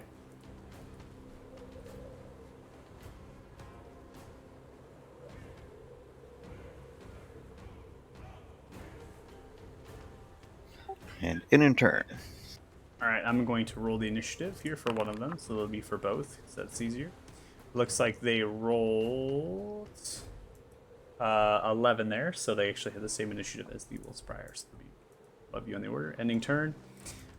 Now, seeing the bears kind of pop up to the existence, they kind of yip a little bit, and they are actually going to be using the terrain to their advantage and kind of moving a little bit to slide underneath, coming onto the other side. You kind of staying in the low postures, these little ones. As it slides now, looking towards Othala, coming in for an attack. The first strike coming. I'm going to go ahead and roll a d20 to see if it hits your duplicate or you. Okay, and also want to make sure that I get the rolls correct here. Yeah, it's above 6, above 8, and then above 11. Yeah, so if you have 3 difficulties, you must roll a 6 or higher to change the attack's target to a duplicate. So basically, if you roll underneath, right, the 6, potentially can hit you, I believe, right? If you have 3 difficulties, you must roll a 6 or higher to change next target to a duplicate. So that is going to hit your duplicate for the first strike. And I'm going to just go ahead and target you for the attack, just to get the attack out to see what the roll is. Okay. So that is going to be a 23 to hit. So one of your duplicates destroyed from that attack. And then I'm going to roll another attack here for the tail, because it's 2 strikes that they're making.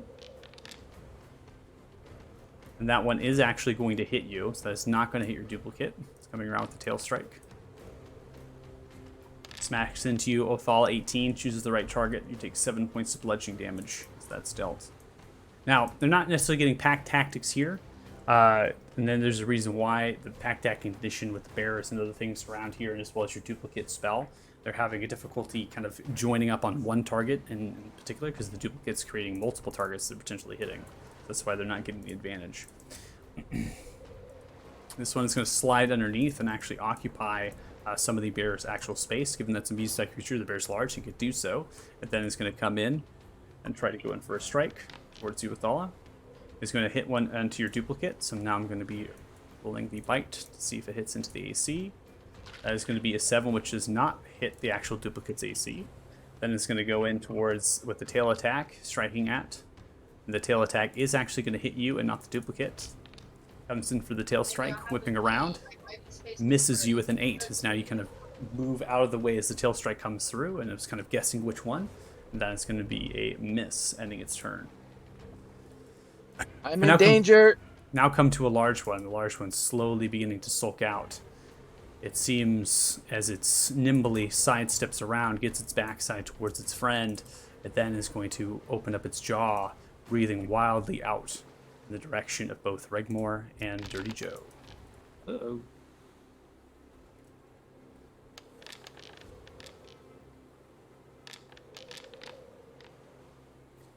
All right, so I have Dirty Joe, you at a 14, you succeed. Regmore, I have you at 9. That is a fail. I'm 21. going to chrono shift. Regmore save.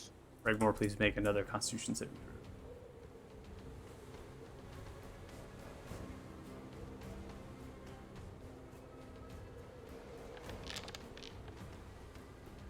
Well, if you still fail, take 21 points of damage.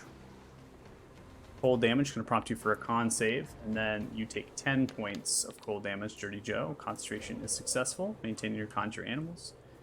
This large one begins to roar slightly, yipping a little bit. Continues the attack. Little one next to you with that. This one is going to come in for a bite. Lands a nat 20 against you. 13 points of piercing damage dealt. As it bites into your shin, rips upon it, slightly kind of moves, and then comes and takes the advantage, whipping its tail around. Coming towards your backside, your lower ribs to your right, but you're able to kind of wrap around and brace it with some of your actual weaponry and parry the blow, and does not deal any damage to you. Alright, Dirty Joe, you're up. Okay, seeing that Othala is kind of surrounded over there, I'm going to target... Well, I actually can't click on it. The damn bear's in the way. There we go. Yeah, that guy. Let me see if I can snipe that guy with another Hail of Thorns. Okay, so you go in for the attack first, so fire the arrow off first. Mm-hmm. 17 is going to hit with sharpshooter. 18 points of piercing damage. That target is dead, but you are going to spread off to 5 feet. We'll take the 2 targets to the bottom and right. I'm going to go ahead and just roll their saves if you want to roll a d10 for me.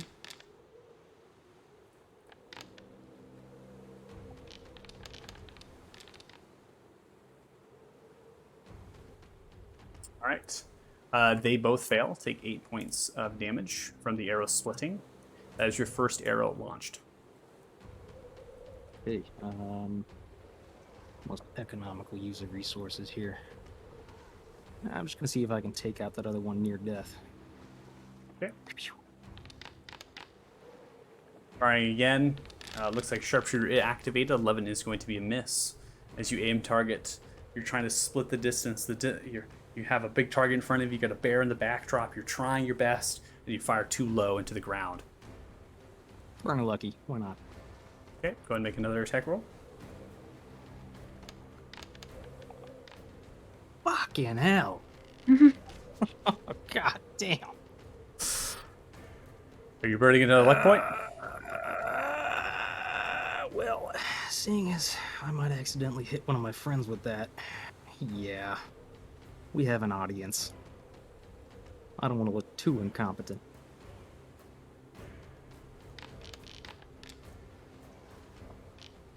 Bruh. Okay. Are you burning another luck point? Are we, spending another night here before we go hunt that dragon tomorrow? I believe so. We are. Alright, do it. I really want to kill this thing. Last chance. Taking the 18 points of damage. We'll see if you hit. 16 hits. I'm going to do 18 points. Spending all of your lucky, aiming it, trying to hit the target. Close your eyes. Wilders. Get your fire away as it lands into the head of Got the me creature. now! Thunking down into the ground with a large thump. It's unmoved, begins to crystallize. Alright, end turn. Alright, Nathal, you're up. You have 2 duplicates remaining. Okay. I'm just gonna look at it.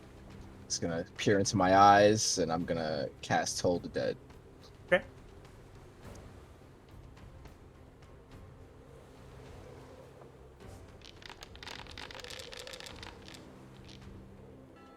Alright, it's going to succeed with a 20.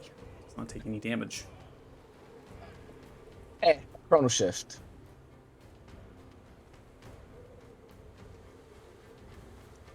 Okay.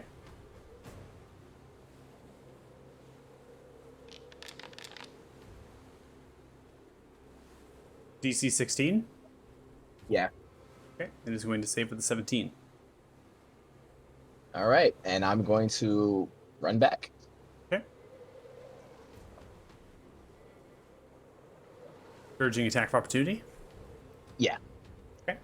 It is going to take it. It is going to land against you. Not strike your duplicates with that roll.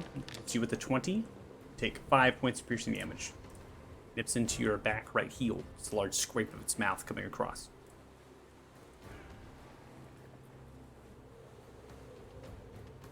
Alright, anything else in your turn? Yeah, that's end of my turn right there. Okay. Zell, you're up.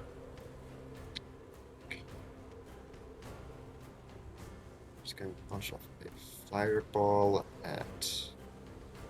And wait, just thinking that person. Fireball's at 10. Firebolt coming up. Yep. 4 plus. Alright, 11 points of fire damage. Lands into the shoulder. Multiple scales break off. Then gonna launch. Yeah, I'm gonna fire breath. The big lizard. And Okay. I'm gonna say preemptively, I'm giving it a 3 on its saving throw. Okay. So you can just roll damage if you don't have to put the template down if you like. Just roll damage. Oh, okay, yeah, it's plus 3, so.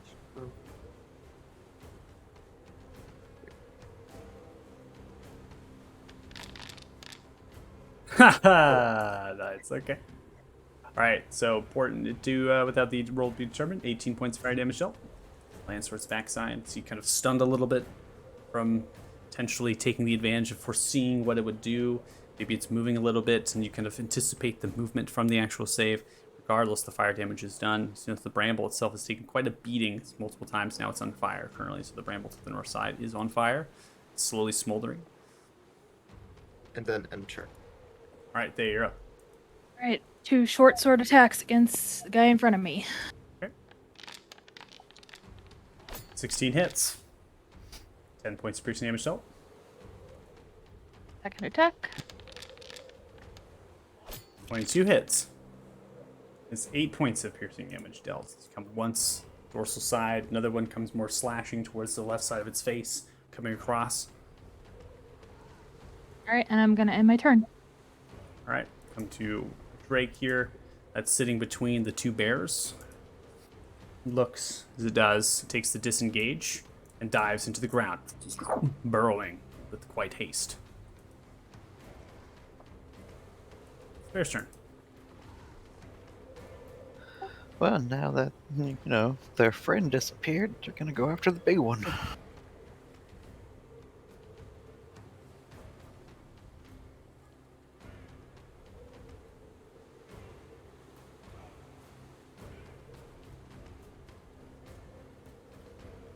Okay. So they do have a multi-attack, so I believe a bite and a claw attack coming through for each. Go ahead. Yep. 23 hits. 9 points of piercing damage dealt. Biting onto the back tail section. Come with the claw to rake the back. 24 hits. So you 14 points of slashing damage. You rake down upon the back. Going for the second bear.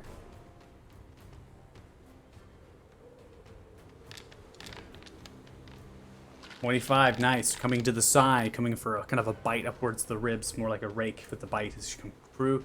And now you're coming in for a large paw strike with the claw.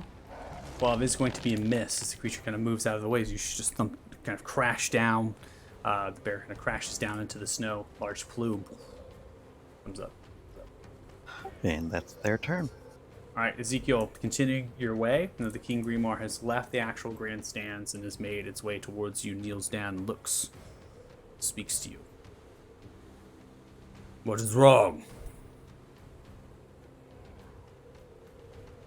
Nothing. Dragon Slayer's got it. He wants to fight alone, so. Oh, yes, good.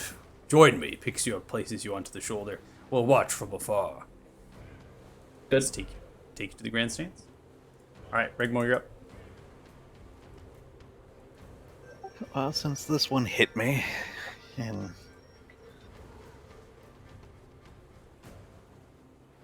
it's time for Reg to become a bear.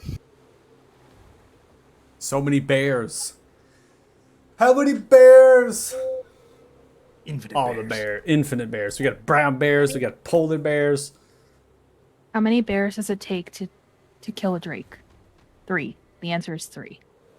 So it would seem. Am I considered flanking with my bear? Yeah, we can have it. No problem. Slight applause from the gents.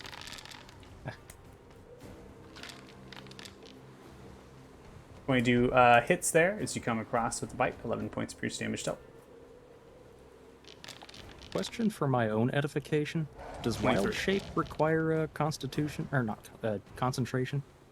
No. Nope, it does not. So if you concentrate on something prior to in wild shape, you will maintain the concentration in the after form. So 22, 23 both hit. You come in for a jaw strike with the bite, kind of clenching down a little bit, and then wrapping down your claws to come around and the dorsal side ripping across. The creature's still alive.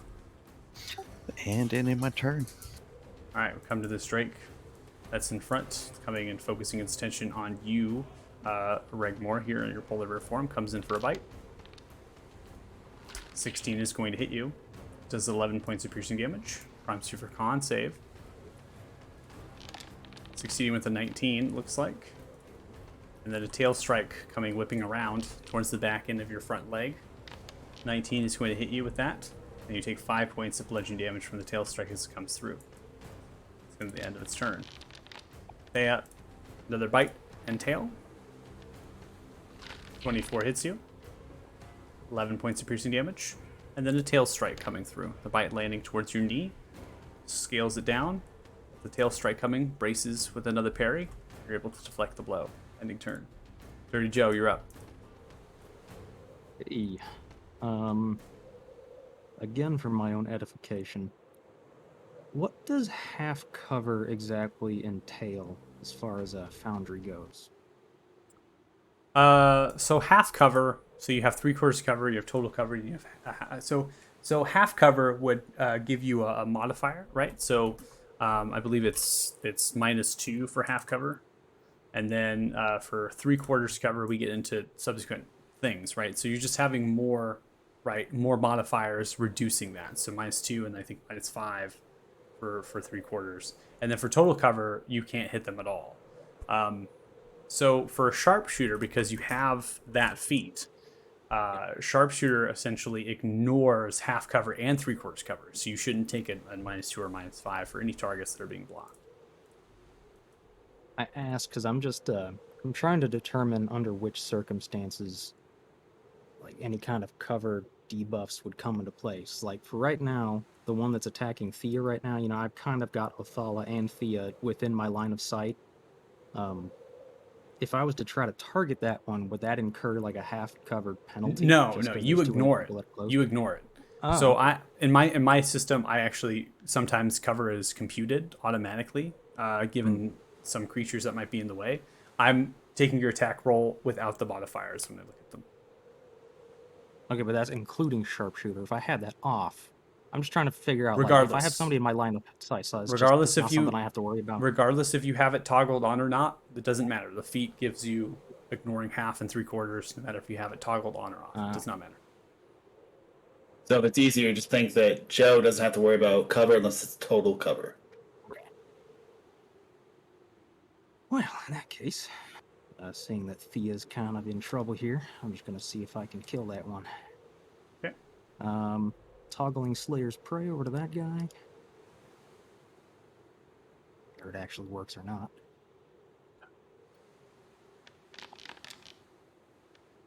$17 hits. Okay, that is a total of 18 points of piercing damage. Kind of thunks into its back. It's still alive. Attack it again. Okay. 21 hits. Alright, so we do not have Slayer's Spray only once, so 7 points of piercing damage dealt. As the arrow flies, this time in towards its tail back end section. It's still alive. Heal it quick before it gets you again. And it turned. Alright, with all you're up. I'm trying, and then I'll cast Toll the Dead on the one in front of Thea. Okay.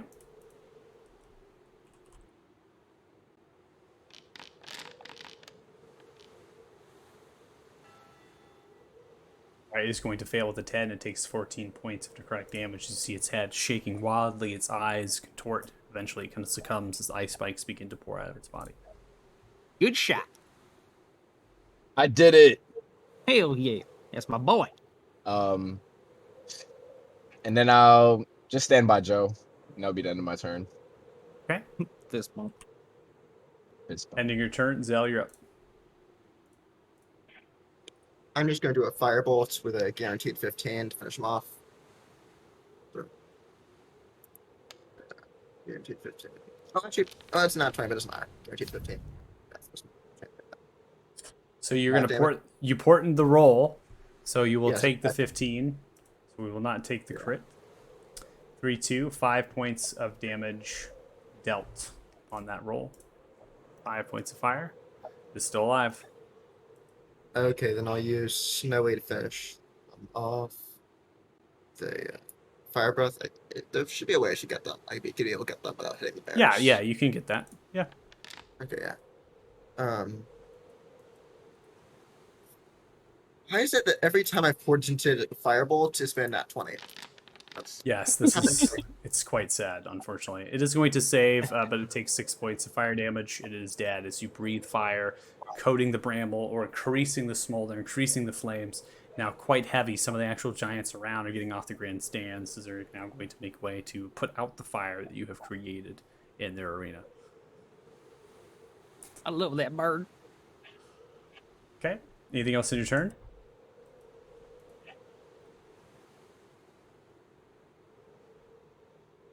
No, I mean, there's no enemies left, so. Actually, are there? For now. I can't answer that for you. Thea, you're up.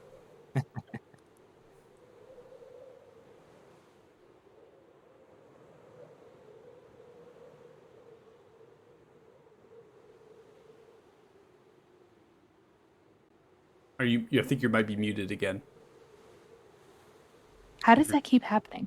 I don't know. I don't know, but No, I have a little- I I have- imagine you're talking. I have a little toggle on my headset, and it keeps like Oh. going against my desk. Yeah, and yeah, I turning gotcha, itself off. I'm moving up to Othala because I know they've been targeting him, Okay. and I saw the one dig, so I know there's another one that hasn't popped back up. So can I move here and hold my attack for if it tries to attack Othala? Okay. Sounds good. Okay, and then I guess that'll be the end of my turn. All right. Ending your turn.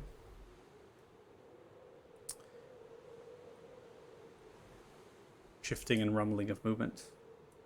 Sees the creature emerges just to the south side, comes up, looks around. Its eyes glow for a split second, and then it dies. Begins to be encased in ice, growing out of its body. It seems to take no damage whatsoever, and it's succumbed to death. End combat. Wind So we've learned howling. a lot of useful information. Giants thumping down now begin to throw ice and different things, snow, I should say, upon the actual fire that you've created. Ezekiel on the shoulder of the king slowly is clapping. Couple different Yeah, I cheers. told you they had it, my king. You are absolutely correct.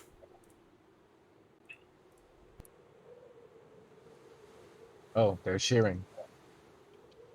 Thank you. Thank you. It was a fun little bit of target practice there. Thanks, Thea. Thanks for helping me out. Yeah, I'm gonna ask the 2 or 3 Othalas that I see if he is all right. Yeah, we're good. And I'll pat you on the shoulder. Give me 13 points. Thanks. I'm going to walk over to Regamore, and I must say, I'm sorry. Yeah, I get it. I thought it was a minor thing, but I get that it was a bit of a jerk move to fireball the wolf. I figured it was like, there were 3 other enemies to summon. There are 2 of them. It's probably not that major, but yeah, I get it. It's a principle thing, plus just generally it's a bit of a jerk move, so I'm sorry.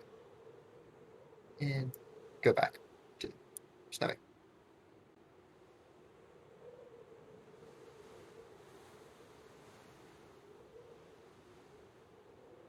When the king Well- stands up with you on the shoulder, Ezekiel begins to walk to your friends. That's in the cave. That's great. Great to know. Congratulations. You all fought bravely and with strength. And this one points towards Uzel. Quite confident you are to say that you could kill this whole entire thing single-handedly. Perhaps. I never said that. Ezekiel really likes to put stuff on me, I have to say. Perhaps we will put your skills to the test. He's being humble, my king. Yes, humble indeed. No reason to be humble around me. I must say, the Ezekiel is talking a lot for the one who left the battle early.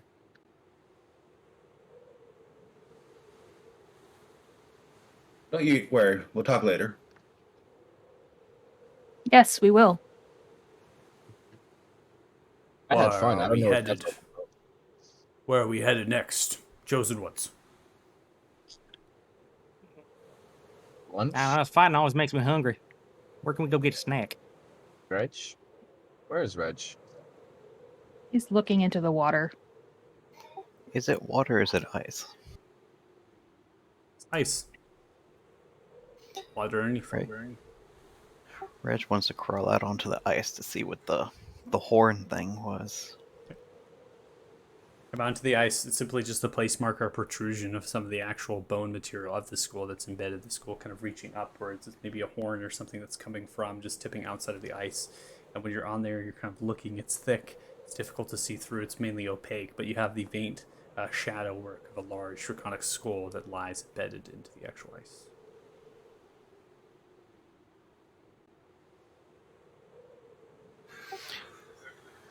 So it is the thing that they were protected.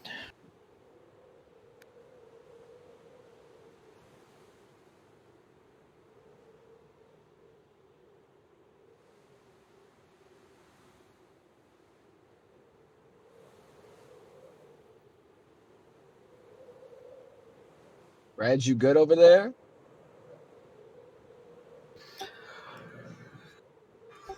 Yeah, it's a dragon skull. Zell runs over the second he hears it's Dragon Skull. Ah, very good, very good. It's pretty cool. I'm gonna try to like sneakily go into my like wherever I'm holding my staff and kind of just try and like knock off a bit of it to take home. Just like, okay, this is coming with me. King slowly turning. That is Icegarth. It is a small Javarig. I think you'll still in tow. What are you doing to it? I'm trying to see if we could. They were clearly protecting it. I wonder how they Of behave. course. This is exactly as I had said prior to you entering in.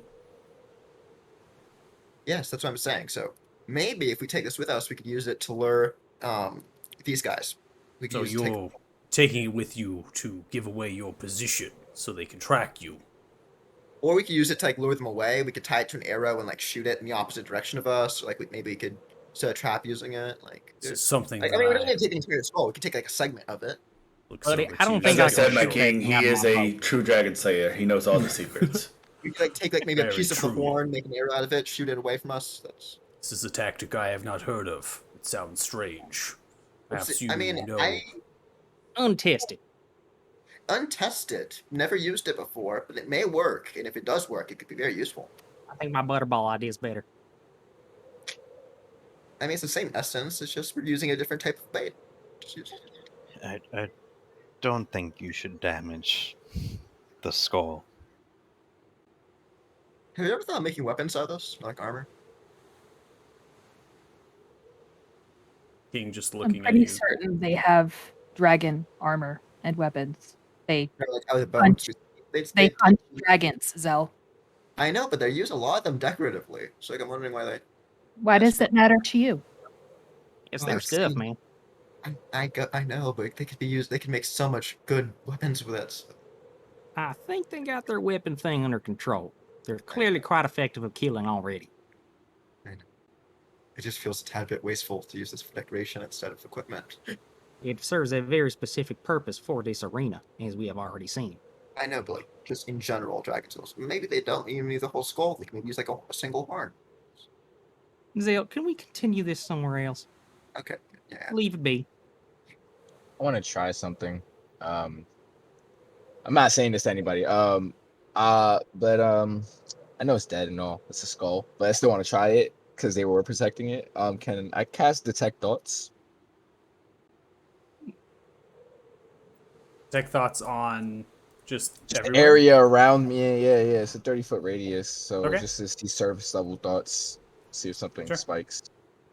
I mean, beyond the people that are up here and some of the actual giants that are helping, coming in a little bit into space, they're probably too far away actually for 30 feet. But you don't hear, I mean, just yourselves and the king, who's extremely questioning Zell being a dragon slayer at this present moment. I never claimed that title. It was. I have actively refuted it. Like I've actually said I'm not a dragon slayer. He half believes it though. I'm reading his mind. All right, cool. Yeah, I'll just probably take a sketch of this, just mental picture, write it down in my book. Okay. Icegarth, right? Yes. Was he an older sibling of Ithrin, a younger sibling? Older. Second swan to Javarik. And who took down Iceguard? We'll sing our song. Oh. Wolf Sing is very domineering. So take it Great down. warrior. Prides themselves on slayer of dragons. Slowly looks towards Zell and squints.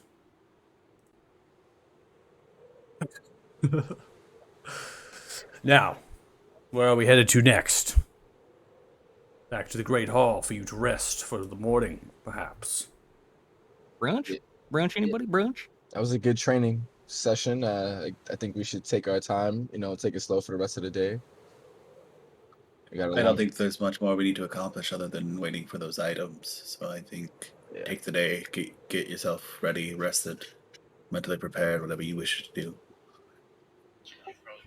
I would like to see your cooks. Cooks. There are many people that cook.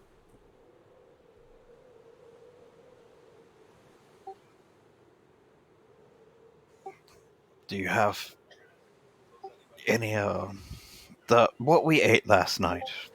Yes. That was a gift from a great number of frost giants that have dedicated themselves to this cause in Dimsol. They had been waiting the moment to make you all food.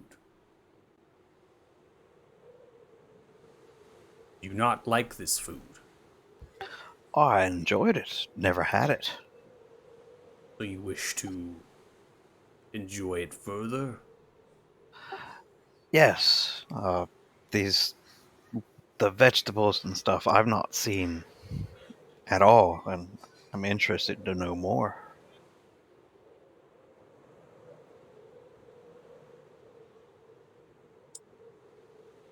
Lowers down, grabs you, pulls you upon the shoulder. Well, let us go back to the Great Hall then. I will fetch one of those cooks. Alrighty. See as the king begins to lower themselves down, allowing you to ride if you so choose. You can always walk alongside. And eventually leaves the same entrance that you've came into, opens up the kind of portcullis. Some of the giants begin to help out. Many of them kind of clapping and cheering a little bit for your achievement here in Storval, maintaining and certain things and doing a great accomplishment. It's not, like I said, it's kind of a training. Some of the actual giants themselves now kind of fill it and practicing, maybe sparring, as well as wrestling, and other things are happening, large thunderous movements, kind of quaking of the earth, and you begin to ride or walk alongside the king, headed for back to the Great Hall. Upon getting to that moment, we don't need to really transition to particularly the map per se. Get into relevant of the same area. So the king kind of lowers you down, fetches and moves through the crowd from your little space. The Great Hall itself is bustling as of usual. This is a space that's always filled with frost giants, trading and cooking and tending to their different trades that they might do under the cover of the hall. Some of which have gotten early start to drinking, perhaps. Still celebrating from the night before, continuing on the festivities. A number of cheering begins to erupt as you're there. And sure enough, the king comes back after disappearing into the crowd very briefly, pulls back a frost giant. This particular one seems to be tattooed and just kind of standard black ink across some of its flesh, and denotes clan color as well through some of the kind of colorations of yellow as well as vibrant purples on some of their patchwork hide that they're wearing. They're seemingly upon the face sturdy, quite fair, a little bit plump in the cheeks maybe, and they have a kind of a coating of hair that kind of comes down, forming white up to the mid shoulders, and then comes a little bit towards the back, and then there's a few braids that come throughout the piece of hair that they have there. Introduced to you very quickly by the king, Regmore. This individual is known as Thal, and is one of the ones that had prepared food and the actual festive and the feast that you ate prior to.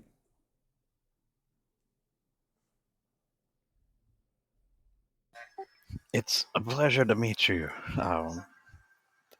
I really enjoyed what you cooked, and I'm not familiar with what we actually ate. Looks towards you, kneels down slowly to your level.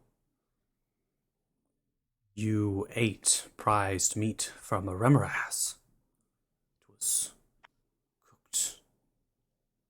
There are also berries from numerous shrubs that we pick, as well as trees that grow tall. And the tea that was made is called Stilborg. This was from the leaves of a bush that is known to paralyze and create a very tingling sensation.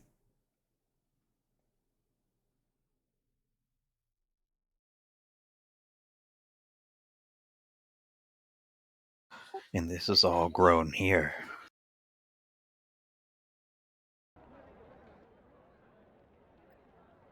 It is not grown. We forage. Do not farm anything, but yes, it grows here, side of around Monsac.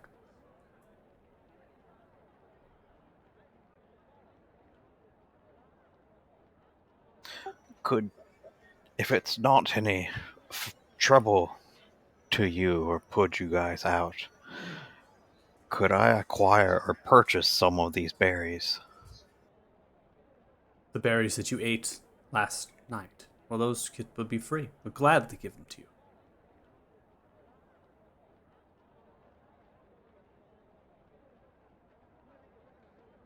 Would be my honor, chosen one, to give you my berries. I,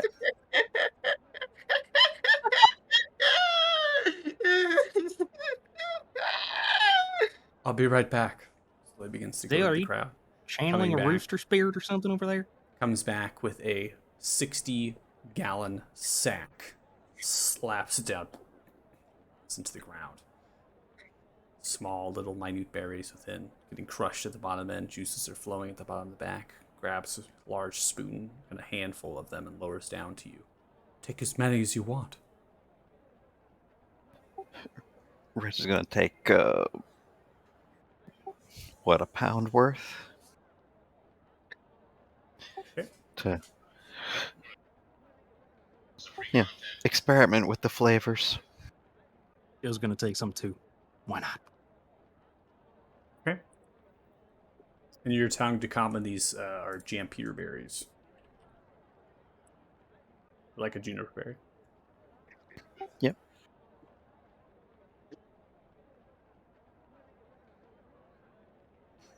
I'm humbled by your hospitality.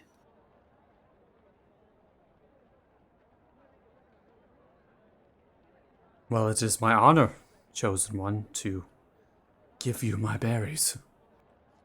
Take this with you on your journey, and you will slay a mighty dragon, and by that I will earn honor at the table, the hall of Thrym. Yes?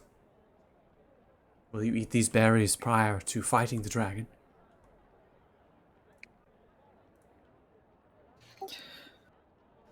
I don't see why that wouldn't, or we couldn't arrange that. Fantastic. Thank you. Thank you so much, chosen one. Is there anything you need? Anything more? Real quick, I had stepped away to fill up a water cup. I heard the word paralysis, I think, when I came back. Did you say that Yeah, they this berry's know called how's paralysis? They refer to the tea that was sent, that kind of that wooden bucket of tea was called silverwork. They called it that as sort of the leaves of a shrub that they kind of stew out into the tea, and it had this paralysis-like effect, kind of a tingle-like sensation. It was delicious. Yeah, thank you for your hospitality there, bud. One quick question about that tea. Does it work on dragons? I don't know. It could, maybe. It's difficult to say. I've Well, never fair fought enough. a dragon. Nor drunk tea with one, I bet.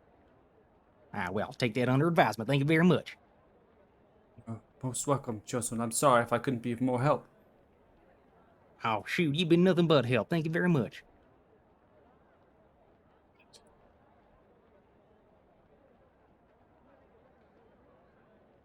So, omelets, everybody? Let's grub out. Kind of would like some coffee. You know, we had this pounds of coffee for this trip. Have you even tried any? Sounds good to me. So you begin to how you brewing this coffee here? I'm asking Reg to brew me coffee. Good answer. Reg, you begin the process of brewing coffee.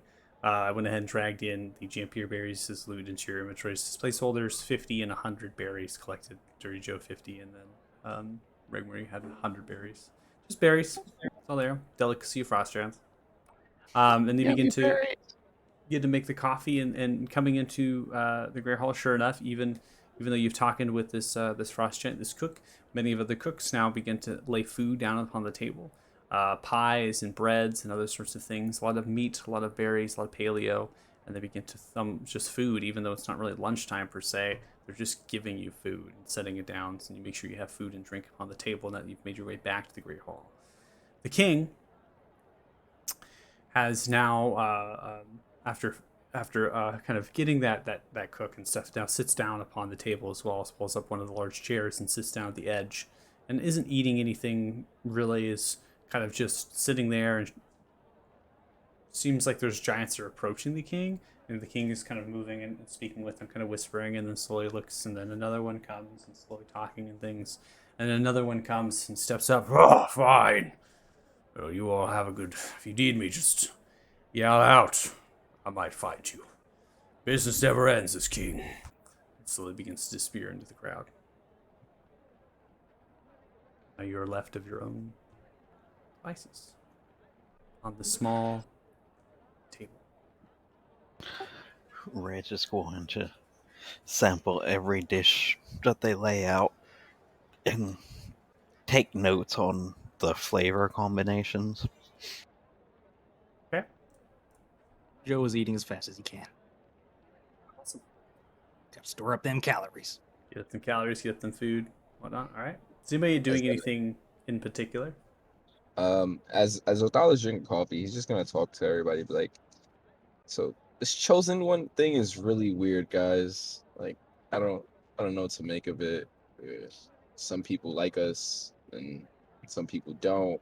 We have natural enemies and natural allies. It's a weird scenario to be in, especially since I've only met ya about 2 weeks ago.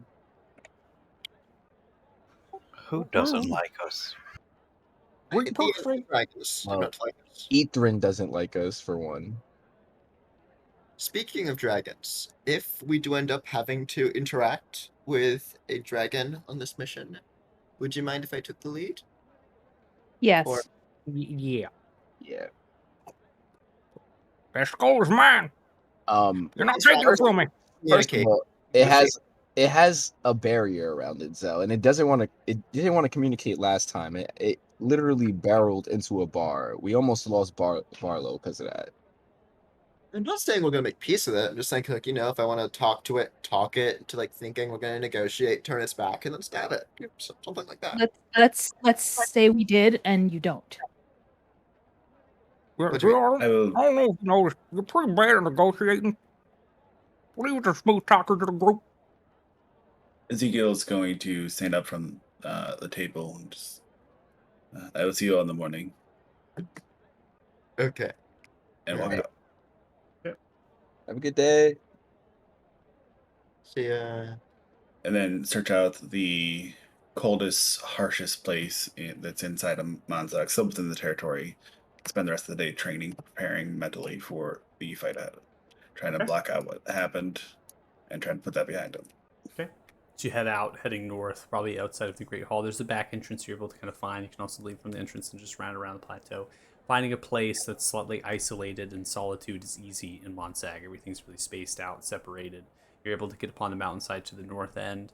There's some giants that you see in the distance coming down from the mountainsides, hundreds and hundreds of feet, even half a mile, so you're able to see at this distance to your west and east, but you are secluded in the space in this slightly kind of a bluff or kind of a area that's flat and allows you to train and begin to prepare yourself mentally and get ready for the fight that will be happening the next day.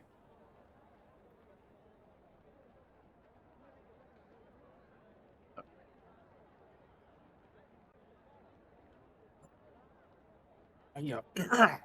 Zell, general rudeness and morality aside, just word of warning. Seems like you really pissed Zeke off today.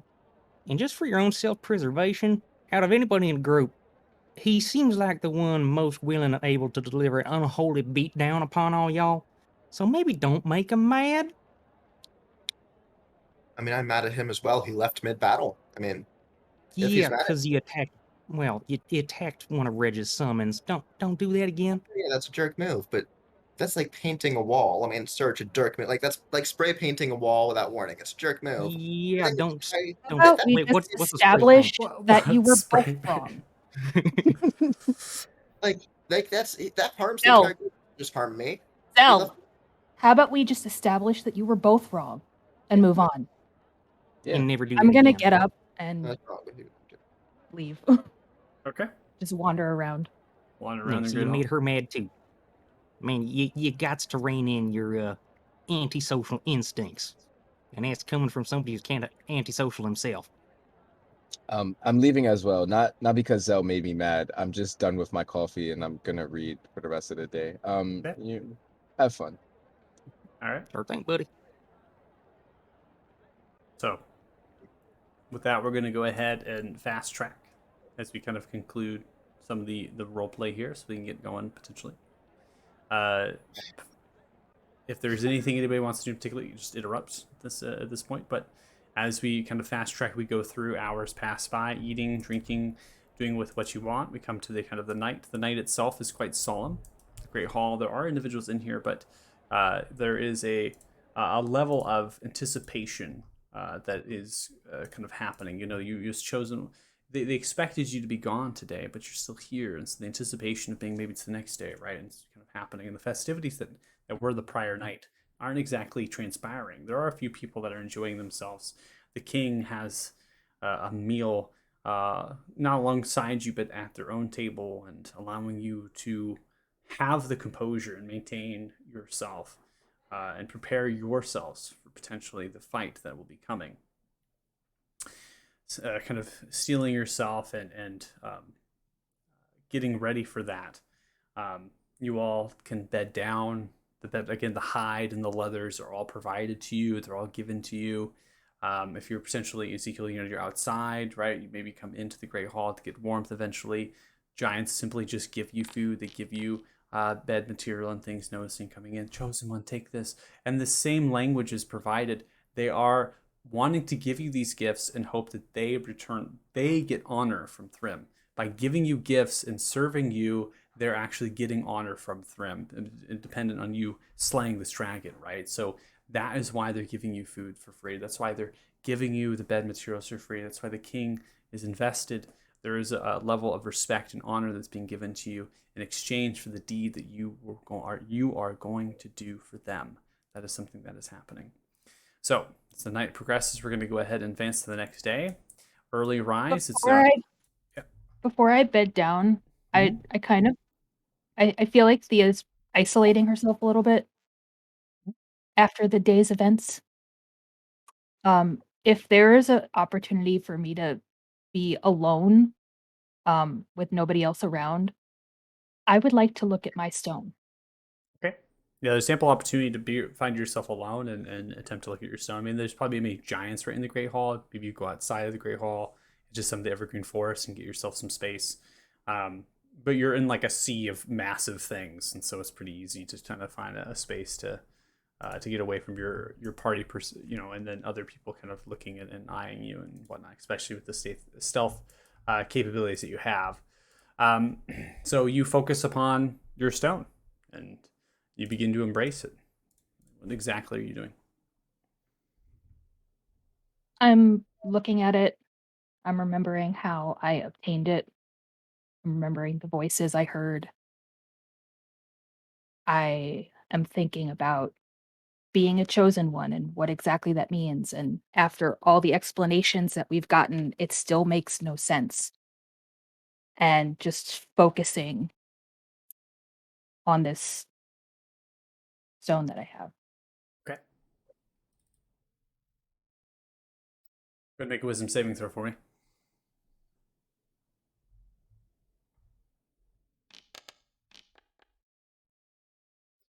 9. You begin to focus on your stone, red gemstone, and look into it and try to connect with it. You're remembered of how you've obtained it in your past, and that overwhelms the insight that you would gain from concentrating upon it. Those memories really flood and overthrow some of your abilities to potentially truly connect with the stone as those memories just continue and continue of your past. Especially hearing the voice of a particular character of your past. Your mind just south of Lake Kif, calling to you. Too eerie was that feeling. It's not something you can easily shake off. After a period 10, 15 minutes, you feel the need to potentially distract yourself, move away from the endeavors. Nothing seems to come beyond these memories.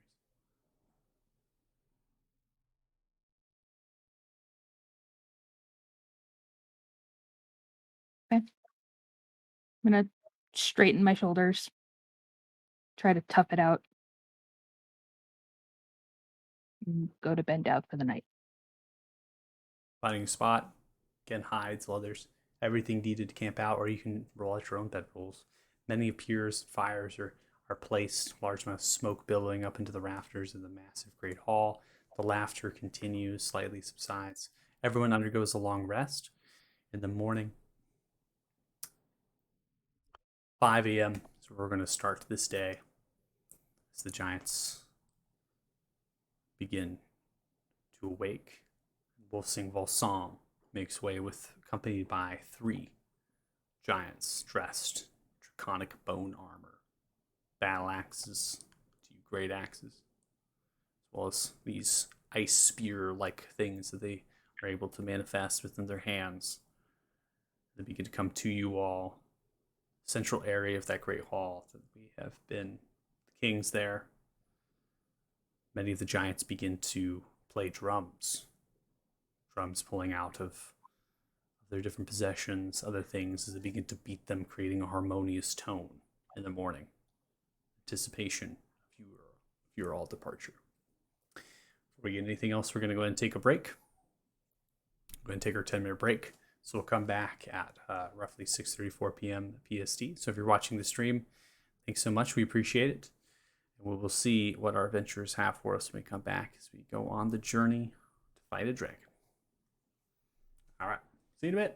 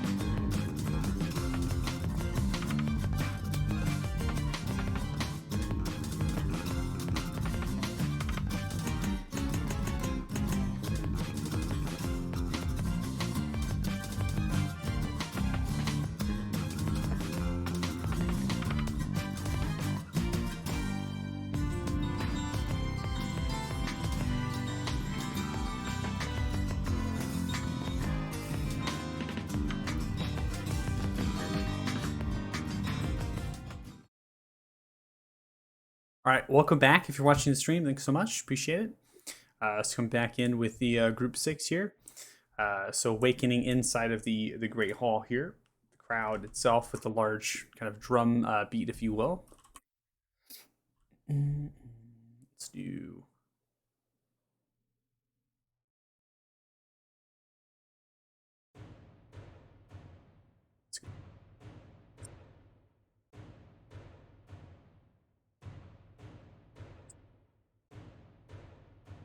Wolfsong comes up, lowers down. Who will ride me? Much obliged to you. Now hop right on. Come on. All right, so Wolfsong is accompanied by 3 other giants. So Wolfsong is taking two. So Dirty Joe, and it looks like Othala, you hop on to Wolfsong Volsing. Then the other 3 come in, begin to lower down. They don't state their names, they don't speak, they don't say a word. They simply lower themselves down for you to ride. All right, who's next aboard? I'll get on. All right. Anybody with Thea? Reg will jump on, I guess. All right, Red's jumping on with Thea. Next one comes down.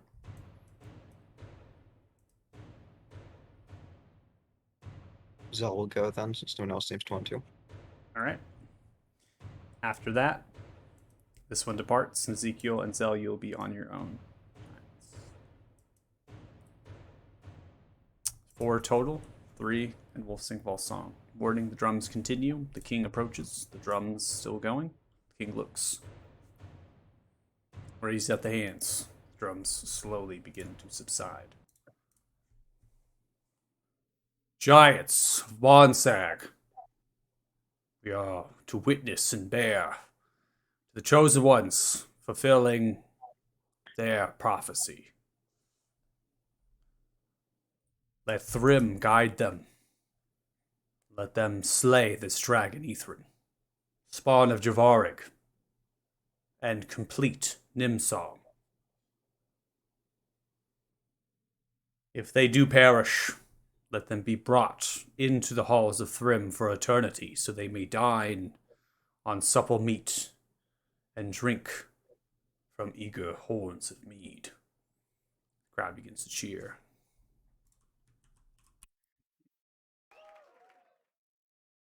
Oh, that was like a cut off. There we go. Yeah, there we go. Crowd cheer. That's what I said.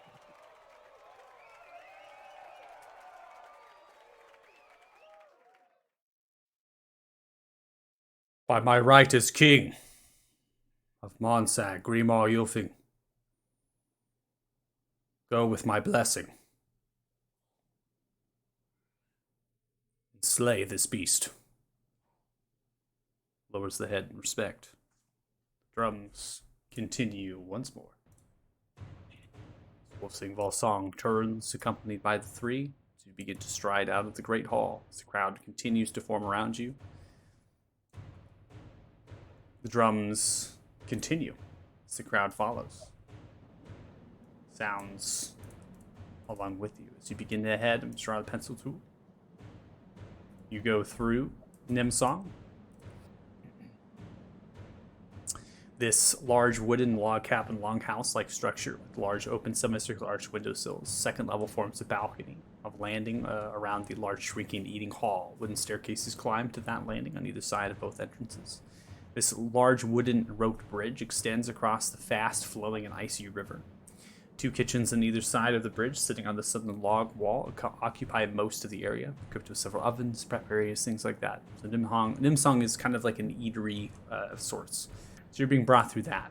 Clapping, some of the giants, the drums continue. They're just following out this large crowd of giants going and making way through the actual entire settlement. Eventually you reach separation, distance, as they stop at the edge. Watch on as the drums slowly begin to subside, and you're left with the chilling wind that's now braced with the heat of the giant. Sound rushing against your ears as you traverse into the mountains.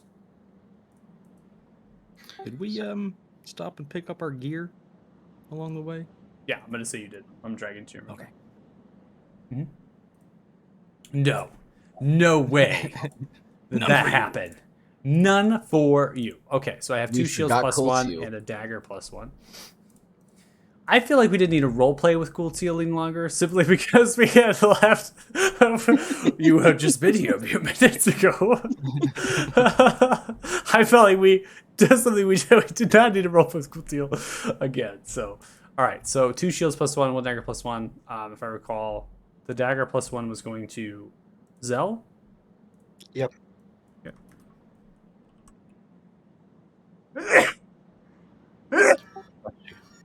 Oh boy. All right. Gonna equip that for you, so you should have the dagger plus 1 in there, and then we have a shield for Othala plus 1. Yes, sir. Okay, so I'm gonna drag that into your inventory. If it goes into your inventory.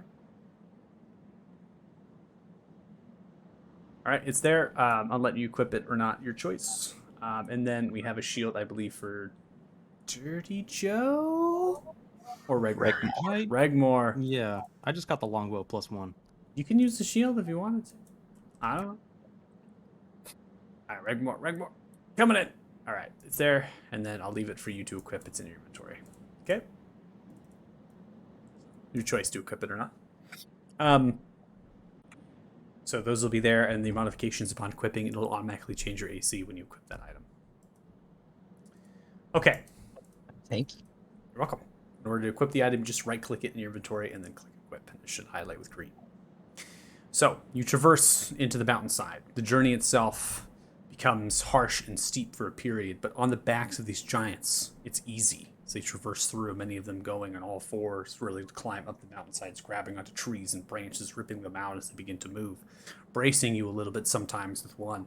They begin to navigate upwards in a northeastern direction, headed for a place that Volsung slowly on the journey refers to as Helvarig Peak. They believe Ithrin's lair has been proposed. The journey itself will take this day as well as some of the next. There is a place that they intend on camping out, somewhere that they believe is a sanctuary, a safety of sorts on the journey here, a relic of when Javarig themselves was slain. After a period roughly 6 hours or so, we go ahead and traverse the clock, just roughly. About 11. Activating a scene. And unpause it. You have traversed through a great number of miles. You've headed across mountainsides, a few switchbacks, evergreen trees, brambles of thickets, a couple of tributaries of frozen rivers spreading through, eventually reaching this particular area known as the Highland of Jotunvarg, which is named after a particular frost giant and a battle that had taken place here. They were the only one last standing against many different beasts, particularly that dragon descent. This, as you traverse through 20 to 30 minutes across, it is merely a walk and a skip for these giants as they're making their way, headed across the Highland of Jotunvarg, going east, aimed to get to a more suitable area of switchbacks to continue their ascent to an elevation of the Helvarig Peak. You have yet to actually see the peak, really, given that you're still on the low ground. But eventually, after crossing this Highland Jotunvarg, Wolfsing Volsung ensures you that you'll be able to see the peak in the distance. Rounding around to this potential area here, this large flat piece of tundra rippled with treacherous ravines, ice climbing down. They creak and move, reaching feet that is too far for you to see with your particular dark vision.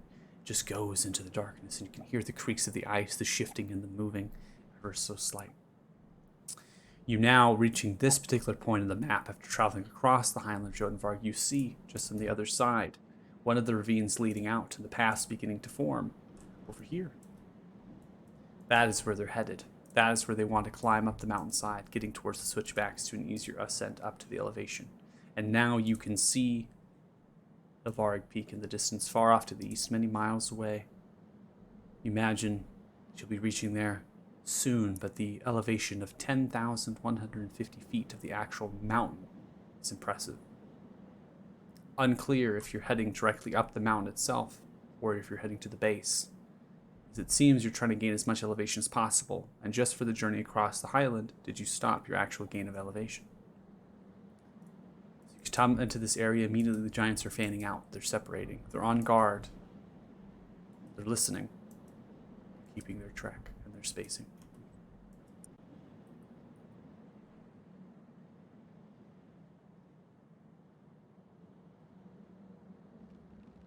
Hey there, Wolfsang. You hearing something?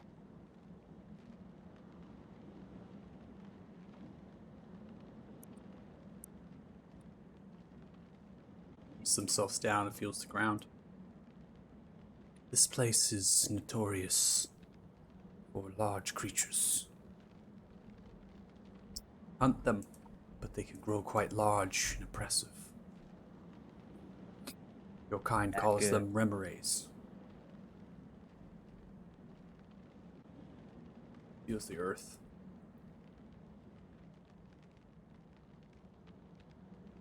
Slowly stops.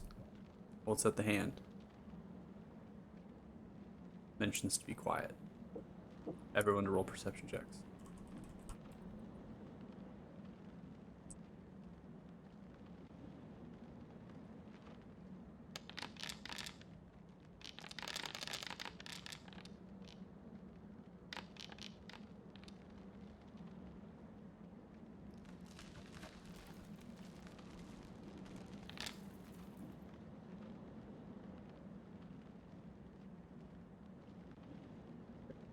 Perception of 22 and a 20, Thea and Regmore. You hear slight shifting creaks emanating from where these ravines are intersecting. It seems to be quite louder than the rest of the trenches. Perhaps the sound is traveling. Your particular giant also has heard this as well. Slowly begins to whisper, yelling over in giant. Yell, that whisper kind of thing, right? Trying to reach the voiceover, doing the best they can to keep quiet, but still reach Wolfsingwell song. Ezekiel, you're trying to listen, but with your perception here of only 7, you're unable to understand the giant. Your giant immediately listens towards the repetitive nature of Wolfsingwell song. Now you're able to hear it. Sing. Spread out. It lies in wait.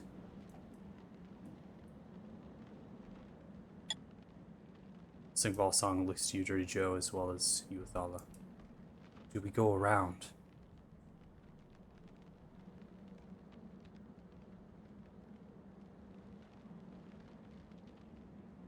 Well, I didn't hear that. Was that a question? Yes, do we go around, chosen ones?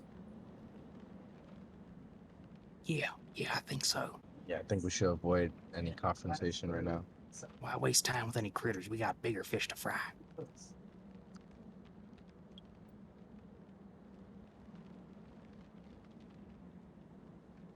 So, did you make the call?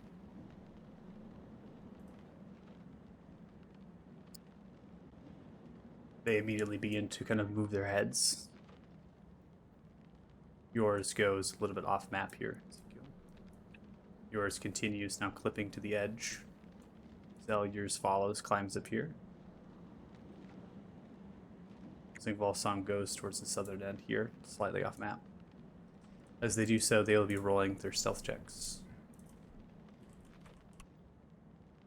Can I touch Wulsong and give her guidance? Singwall song? Yeah. Okay.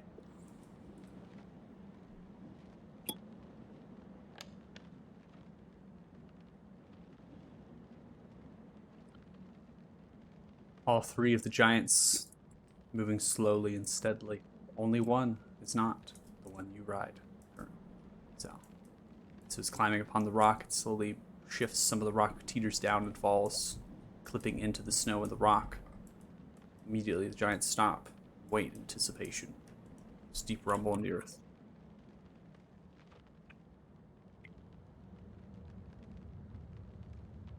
Ground shakes.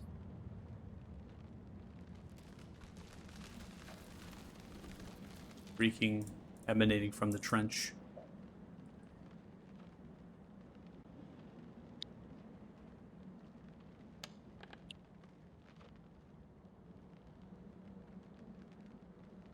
Nothing seems to emerge. The giants press on. As they do, they begin to leave the area, and they successfully navigate around. Moving through the highland of Jotunvarg, continue to press on, now in a slight pass. I don't know if you hear my daughter, she's screaming right now in the background. She's like absolutely screaming. It's so great. You begin to go into a pass of sorts with these switchbacks as they begin to round through. For you, they would not be switchbacks. They would be incredibly difficult to ascend at this distance, this elevation gain. They're climbing through these switchbacks as they're rounding through.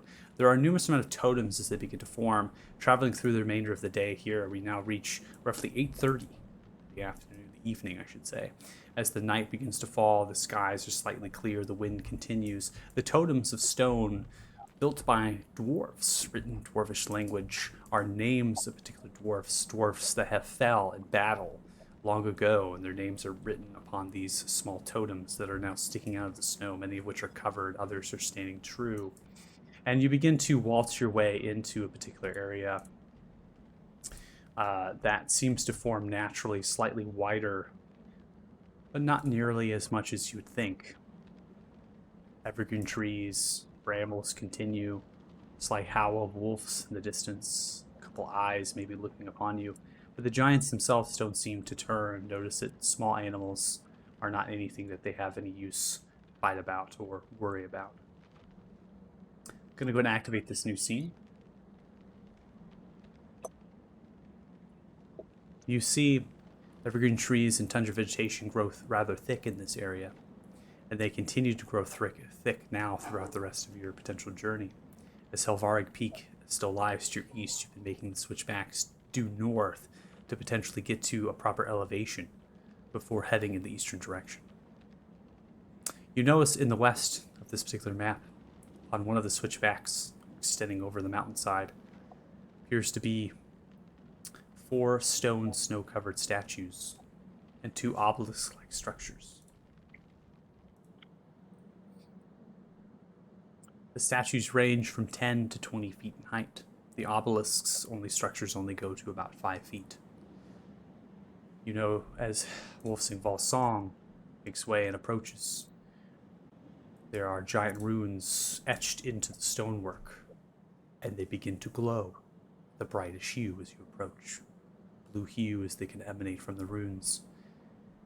They note to you, Ezekiel, as other ones begin to approach. You speak giant. The runes themselves speak as hymns towards Thrym.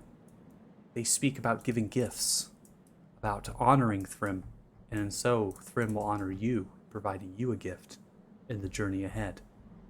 They also state that this was built in dedication to their very march of dwarfs, Clan Olafus dwarfs, to fight Javarig. This place was made as a sanctuary using giant magic to potentially protect against those of Javarig's spawn. Still cold, the warmth of the giants are helping. But there's no snow. The stars shine and the moon is bright. Wolfsingval Song is the first to speak. This was used long ago. If you have something of great sentimental value to offer Thrym, you may place it into the bowls. So doing, Thrym will judge you, honor you in kind for the battle that we will embrace tomorrow. This is where we will make camp for the evening. Here we will be protected from the scrying eyes of Etherin and Etherin spawn. They dare not come here. This place, much giant's blood, is protected.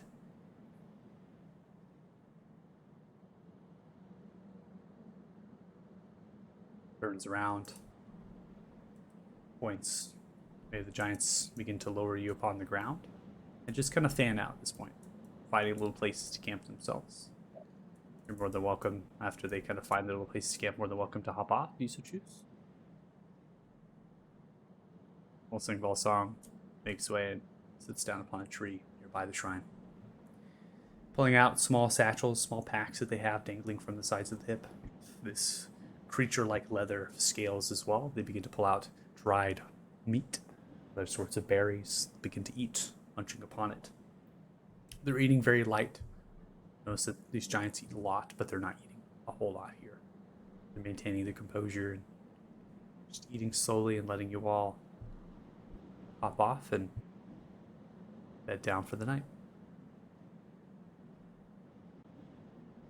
Joe's gonna walk over to the shrine, and he pulls out an elk tooth that he's got on a little leather thong. He places it on the shrine. He just nods his head, walks back to the camp. See as the tooth begins to slowly dissolve into a twinkling of blue lights, disappears out of the bowl. After that is done, it seems that the cold cannot feel it. Oh, yeah. Thank you, Thran, for your blessing.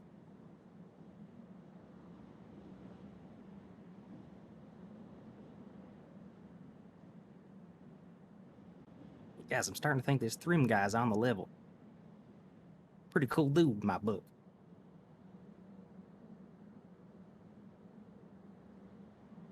I'm gonna nudge Ezekiel. Do you believe in Trim?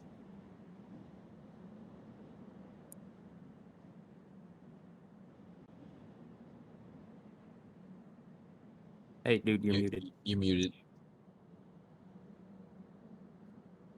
Underneath my mask, realizing that Othello can't see that, and I kind of pat him on the shoulder, be like, I don't know.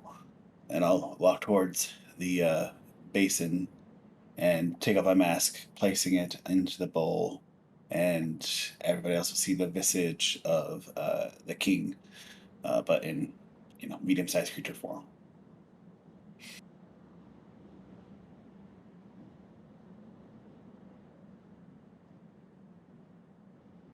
Do you place that within the bowl? Mhm. Begins to dissolve in a soft, dazzling lights. As it does, you still feel the cold, but only slight. Eventually, it begins to subside, and you feel invigorated, strong. Potentially some other effects beyond not feeling the cold.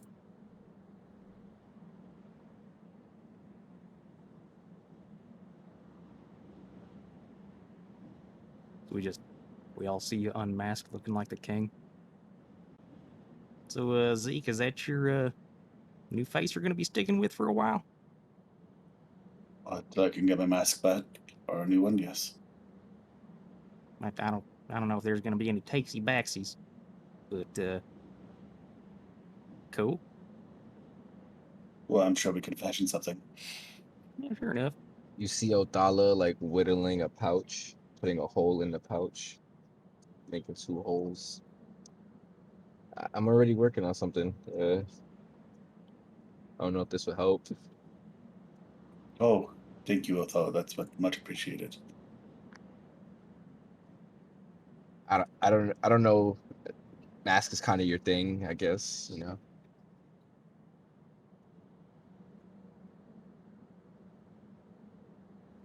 Won't say no to it.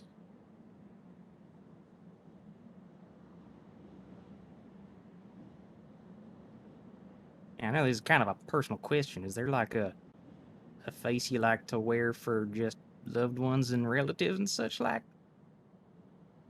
Yes, let me show it to you, and I'll walk behind a tree, and then I'll come back looking like Joe. Oh, shucks. Well, that's very nice indeed. Oh, that's very nice indeed. Where did you learn how to do that? I don't know.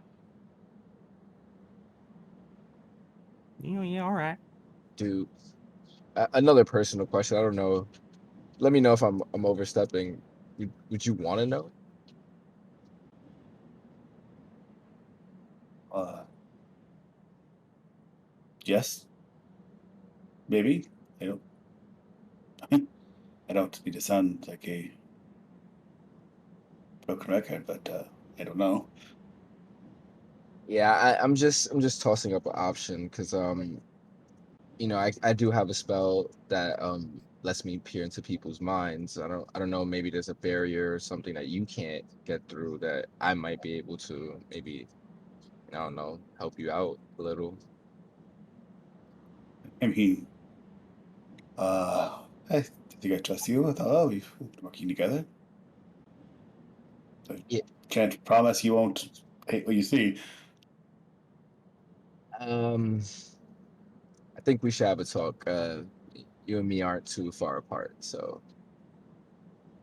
um if you don't mind, just whenever you're ready, if you want to do it right now or whenever, I have no Sure, problem. just let me. Joe, can you hold my weapons for a second? I'll make a gesture like I'm handing him my fist. Can I hold your hands? Yeah, all right. It was a joke. I mean, if you need the emotional support, I'm happy to oblige you. Thanks. As I still look like Joe talking to you. It's You are always seen handsome. myself as weird. It's definitely weird. So yeah, Othala's gonna wipe his hands on his shirt, rub his hands together, and then you're gonna see his eyes shine over, and he's gonna try to peer into Ezekiel's mind. Okay. Ezekiel, are you resisting? No, All right. or not intentionally. Ezekiel, I need you to make a wisdom saving throw.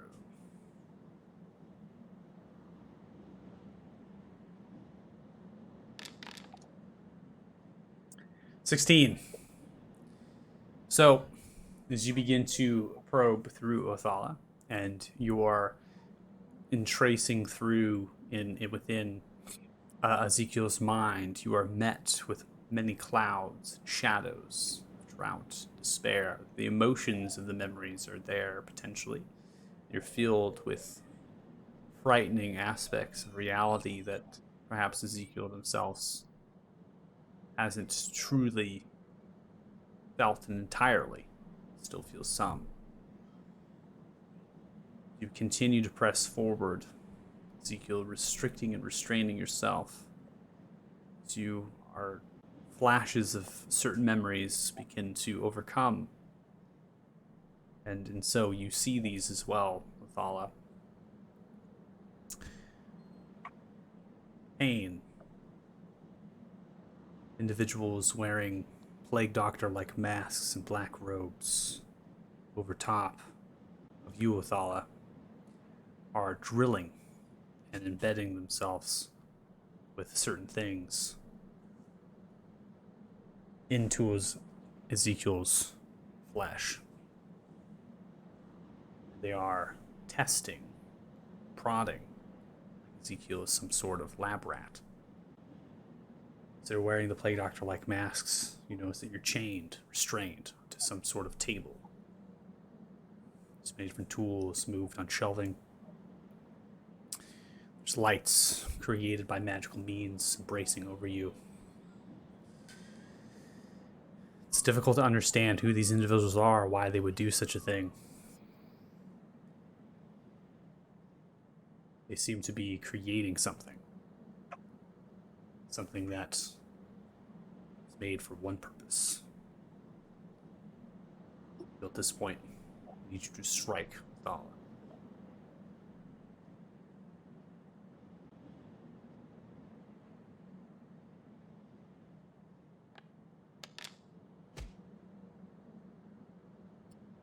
You notice as the eyes slightly change from Ezekiel, something that may be programmed, something that was taught, instilled that Ezekiel might not even know, and comes in for a strike aimed towards to crush your throat. After that happens, you move, your concentration slips, and you pull back, retract, the memories that were once there kind of pull further and regress further and further and further into the interior of Ezekiel's mind, and Ezekiel once more gains restraint.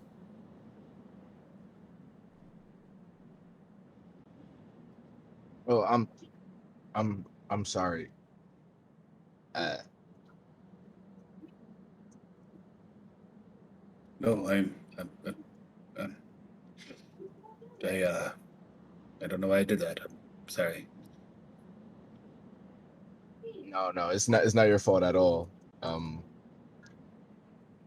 um, it's difficult to explain, Ezekiel. Um,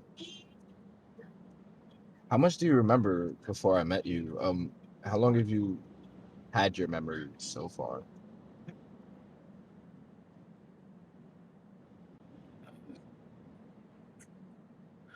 So the day that you teleported onto the ship, what day was that? About 2, 3 weeks ago. No. But I think if I have my memory right, it's a couple weeks before that I recall waking up on that ship and not knowing why I was there. And I just had only this on me. Kind of furl out a piece of paper and hand it to Athal. Can I read it? Yeah. Seems to be a small piece of crumpled parchment, tan coloration, simply with the name Ezekiel Zeke Esco.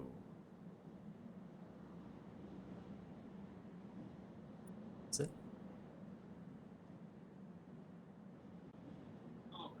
Um, I'll tell Ezekiel everything how I saw it and his thoughts. With a with a s- just the way I'm speaking will be just you would see a general concern on Odala's face. He's not concerned of any paranoia or anything, just for the well-being of Ezekiel, you know.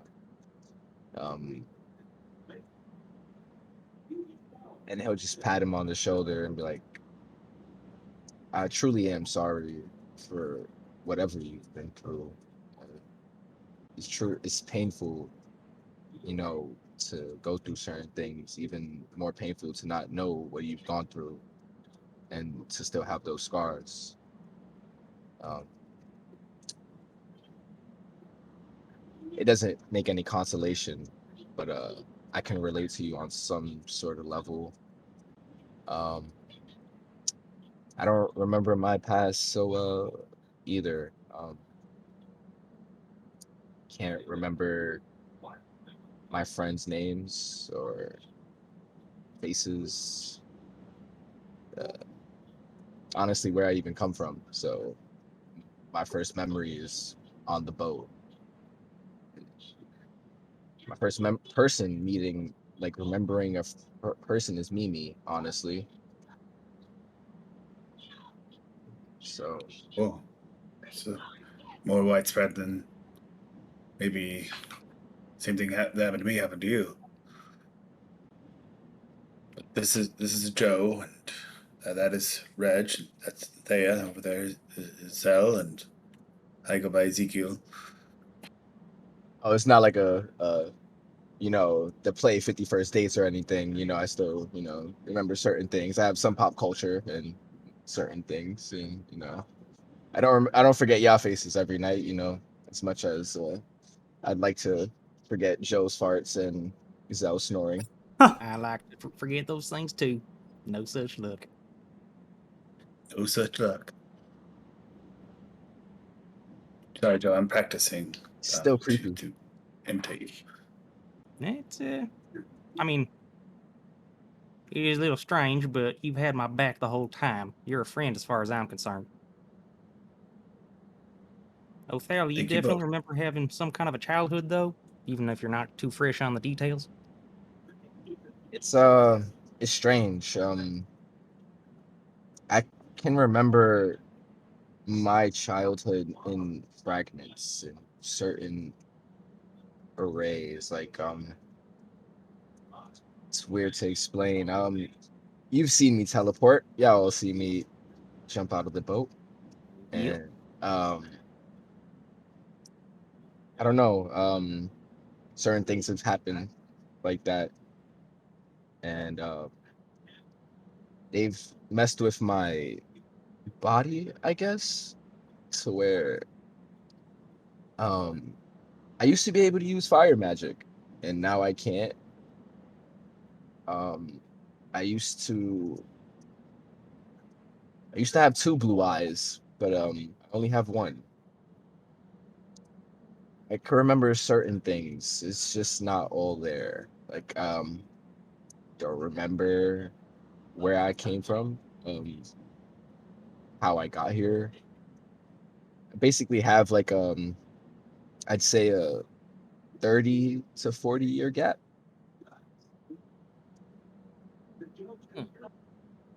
And one of the local healers back home, one of my cousins got hit in the head with a rock real bad. Said he suffered from something called hamnesia, and said it was something about like swelling in the brain noggin that he got his memory back after the guy went in and drilled part of his skull out to relieve the pressure. No Now drills. I'm a, No now, drills. I mean, I was gonna ask Reg to do it. That is outside my wheelhouse, but I mean, I could give it a go and kind of play with the great sword. maybe inflict head wounds on each other after the dragon fight. I'm fine, Another you good know. call. I'm conscious. Have a good head on my shoulders. I feel like I'm a good person. It'll True come enough. to me if it needs to. You know, I'm still trying to figure it out. That's why I've been focused on this gemstone, and I don't know. I kind of feel like I've dragged you out here because of that. And Oh shoot! No, this is exactly why I came out to this here continent, seeking high Well, adventure and cool trophies. I think you're paving the way. I think most of you all here have a gemstone that will likely need answers to. And you're kind of showing the way for the group. thank you. I'm trying. Apparently, I don't know if I've told y'all this as well, but something keeps talking to me in this stone as well, and it made a connection before and hasn't in a while, a couple days. Um, so it's just weird, and I don't know if all the stones are the same, if they have different abilities or I don't know advantages or access, but all I know is that the person that was on the other side of this stone was trying to help me. She tried to guide me in the way to fight Ethrin, and that's how I was able to push him back. I'm just hoping for a little more guidance before that fight happens, you know. And if not, I think we have a good game plan so far. Actually, what is the game plan exactly? Kill I the think we dragon, all don't didn't. die. Throw Zoe Dope first, and then dragon. we, yeah. So we're not doing Maybe the. we should talk about that if people aren't asleep already. Well, everyone's up. I'm stepping up. I plan to go first.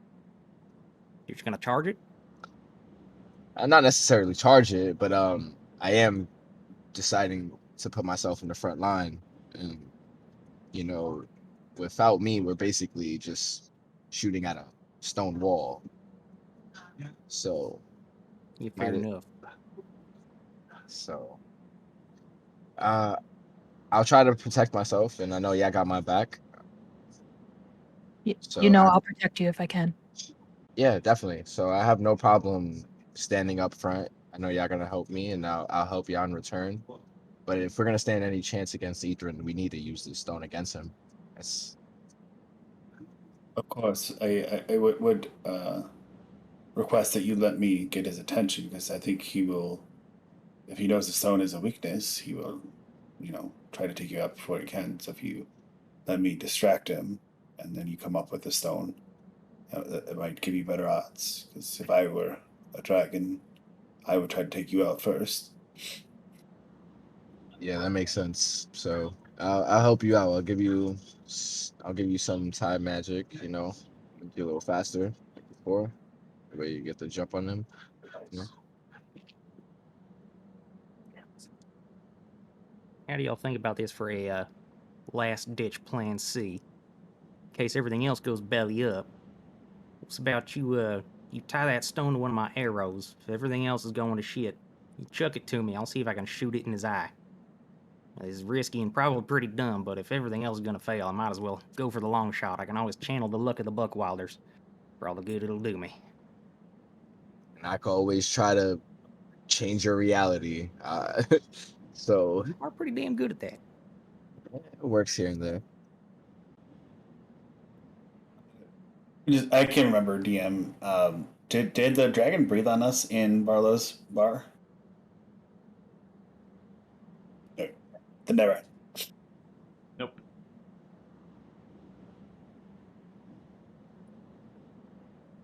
Well, this is gonna be a great fight. Honestly, I don't think I've ever fought a dragon. Well, to my knowledge, I don't think I've fought a dragon. Definitely ain't. There weren't even left on my home continent.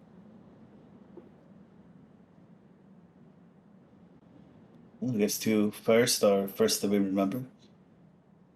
Right, that sounds excellent. What are you making?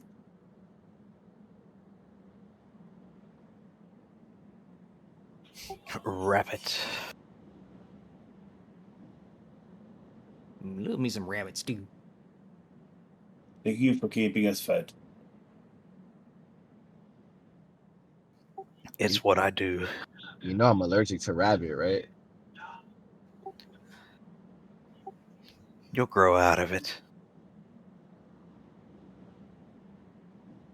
Imagine some bleed food allergies. Megamore is just a food scientist. He knows everything. Speaking of Reg, what are you doing out here in the wilderness? Like, how'd you come to be here?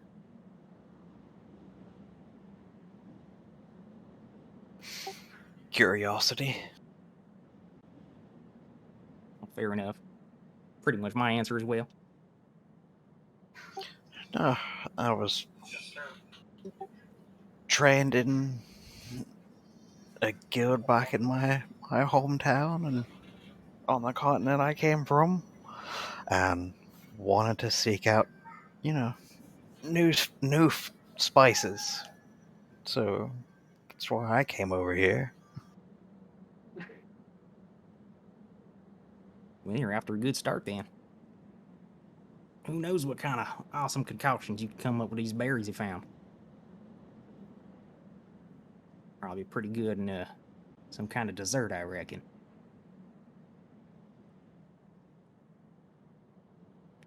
Could probably make a good tea. Well, yeah, we heard all about that tea. Actually, I still got a flagon over here, just in case needs must. We could always try to chuck that in the dragon's gullet, though I imagine it's probably not going to be enough.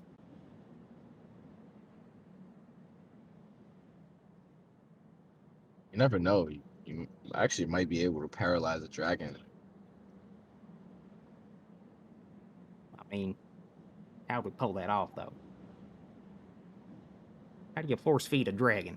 Well, first you have to knock down a barrier. This is a lot. Yeah, that's why I was trying to butter up one of them giants. Although that seems to not be too enthusiastically met. It's Yeah, probably not very did you advisable either. did you mean figuratively or literally? No, I mean, like, they said that dragons like to eat giants, so, like, I figured we just get a whole bunch of butter and herbs and stuff, Oh, you get a fire literally. going, Oh. leave them alone, see if they could maybe draw them out that way. You do know that there's other ways to introduce poison besides eating. Well, not with a barriers now. Well, that's not an ominous question. Statement. Just facts. I use poison arrows sometimes too, but it's a messy death. I don't really advise for it. Bad hunting spirit. Besides, Against local a dragon, druid- I don't think I care very much. Oh, yeah, true that. I don't actually have any poison, though. Do you? Paralytic is a poison. Yeah, but does it, is it a poison or is it a venom? Like, Semantics. well, not really. Venom The is effect introduced is what directly matters. into the bloodstream, kind of like a spider or a pit viper. So then a venom. Yeah, but this stuff, You're talking about shooting it in the eye before. You think you could do that with some berry-stained arrows? Yeah, but it might only work if you ingest it. That's what I'm saying. I don't actually Who know any knows? of the properties of this stuff. Well, I guess it doesn't hurt. Doesn't hurt to try. Dip it in.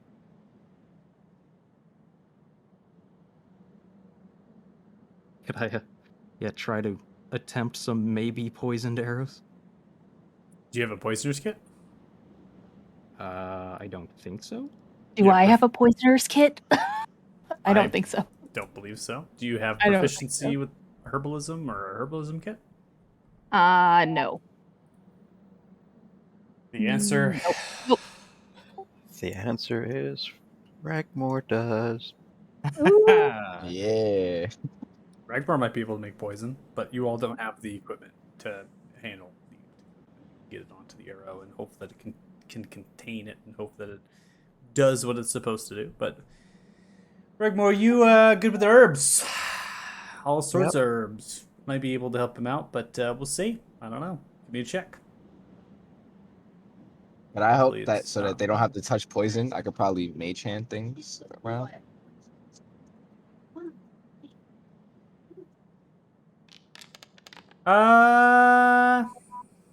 Yeah, I'll go ahead and let you. I mean, obviously, it's up to Ragnar if you want with all the help with mage handing things around. But...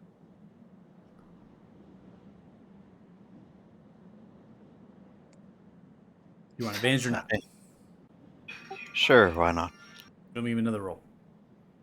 Yay, Reg, let me help.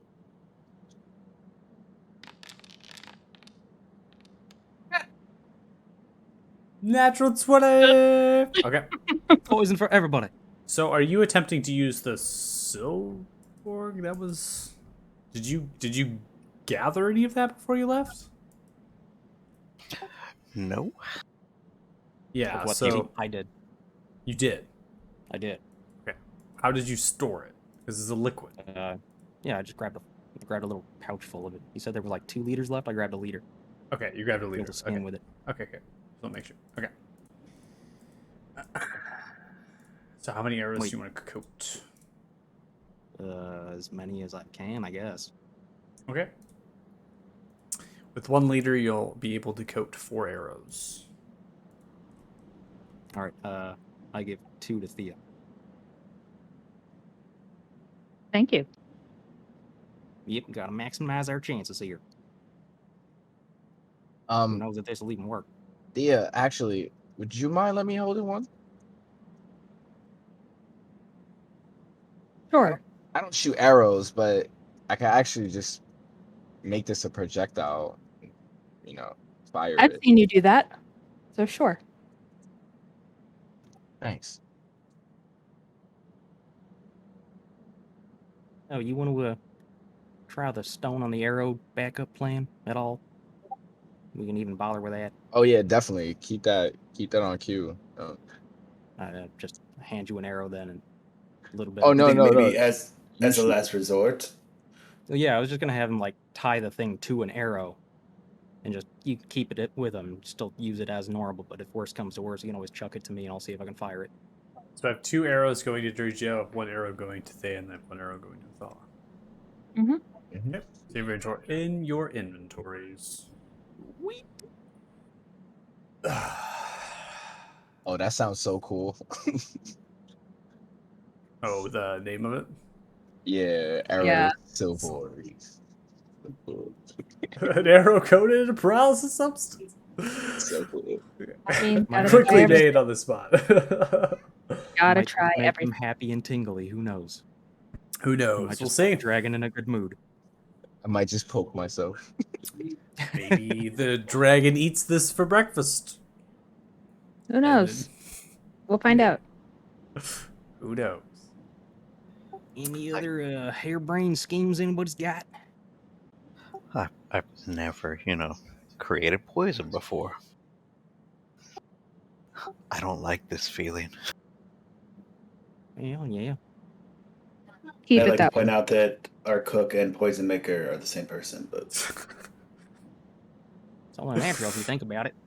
It's not looking good. It's kind of natural. Very overlapping skill set there.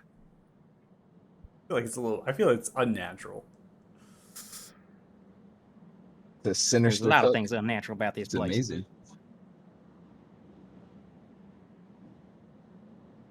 Okay. Anybody do anything for the rest of the night? My food's supposed to bring joy to people. It always That does, food, buddy. Reg, Always is does. different. Zal is going to wait for those to fall asleep. Then he is going to take a segment off of the tree, about a foot by a foot. Actually, maybe like a little kind of like almost like a wooden board off the tree with this knife. Taking some tree bark. So He is then going to slowly start whittling it into a kind of almost oval shape with 2 eye slits. And does he finish in the night, or? I mean, he has a +1 dagger, so it's going to be pretty quick. Are you proficient in wood carving at all? No. All right, make a flat dexterity check, please.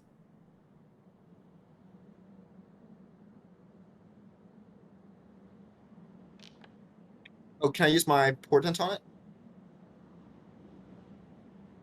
You already rolled, though. I did that as I was rolling. Sure. Okay, it's an 18 now. Plus Okay. 2, so that's a 20. I'm not sure what you're attempting to do, so that's fine. 18. So yes, I'd like to make. What are you doing? Oval with 2 eye slits, a mouth slit. Okay. Very thin. So basically, it's a mask. It's a mask. You're making a mask. Yes. You're able to do But that before you It's go not to going to sleep. be very good, but I want it to look like there's a lot of effort put into it. It's decent. 21's nice. Okay. So it's done in the night. It's done. Then he is going to go quietly and drop it next. He's going to try to be as quiet as he can, and he's going to drop it next to Ezekiel. Okay. Ezekiel, While he's sleeping. right, you're sleeping. Is anybody else doing anything the rest of the night? Rick's going to offer up a plate of food to the statue, since the only sentimental thing he has is his stone. You offer a plate of food, begins to dissolve. Seems as though you are invigorated with 20 temporary HP that will last you throughout the next day. Woohoo! Dissolve away. Yeah, Thea just watched everybody give their gifts and is kind of sad that she doesn't have anything of sentimental value. Gonna make you cry. And is it, canon that we're all hanging out by the fire and you're off just kind of in the shadows? Just chilling, just relaxing, watching everyone. Zazel's doing the same thing too. He's kind of off sleeping on a tree, on the base of a tree away from us. Othala's just gonna step away from the group for a little bit. Another attempt, just looking at the new shape of the stone. Kind of Right, just talking bring to it. him. So, just see what happens. So you begin to focus upon the stone, hoping something comes. It does.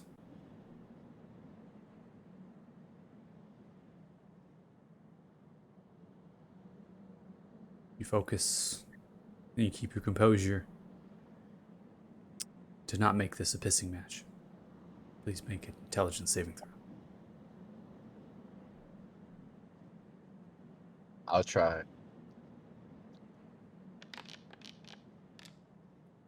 Natural one. Use my chrono shift. Reactioning. I don't know how that works. It's a In reaction. My mind is hurting so much how you can react to a chrono shift of yourself. I feel really Um, dumb. we're You not in pick- comment.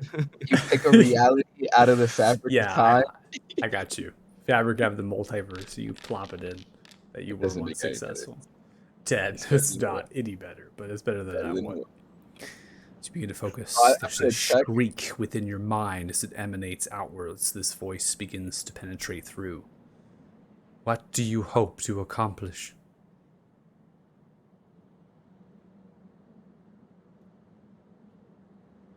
I just want to be safe and make it home.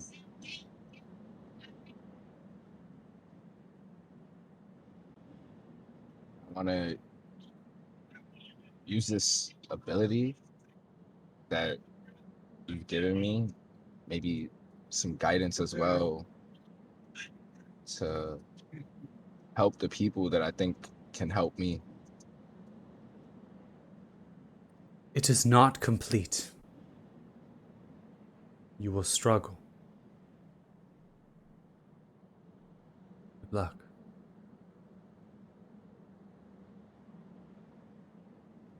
Voice leaves you.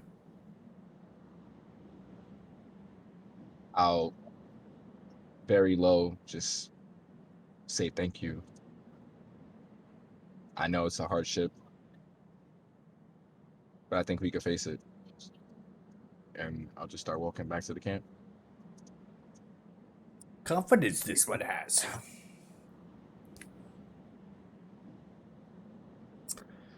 Red, you were talking, so Regmore, you were talking to Thea. Imagine this way we could choke it over on the map. Yeah, Reg's bringing more food over to Thea. And if she wants, he'll teach her to try to cook a ritualistic dish to offer up.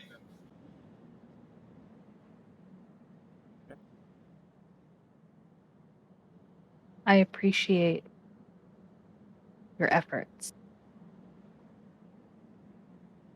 I just don't think it's the same. It means a lot to you. It doesn't mean a lot to me. That's what sentiment is, isn't it?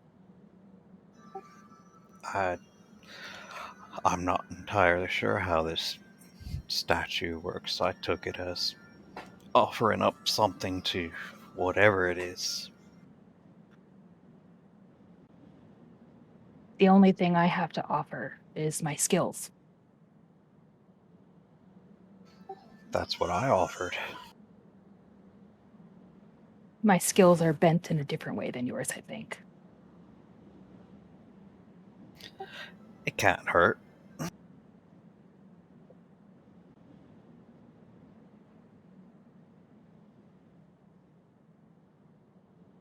Okay, I'm going to try something. I'm going to go up to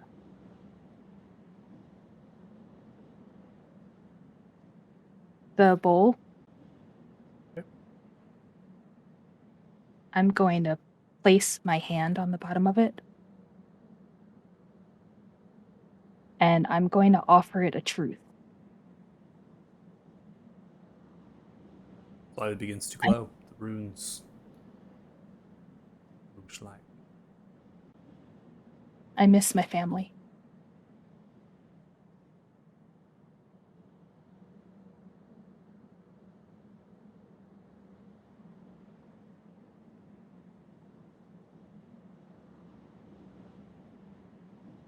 And I'm going to take my hand away and go back and eat some of Reg's good cooking. Okay.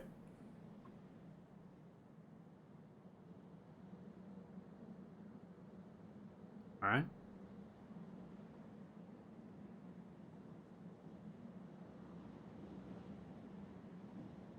Anybody else? Before we go off to sleep, I would like to speak once again with Athala.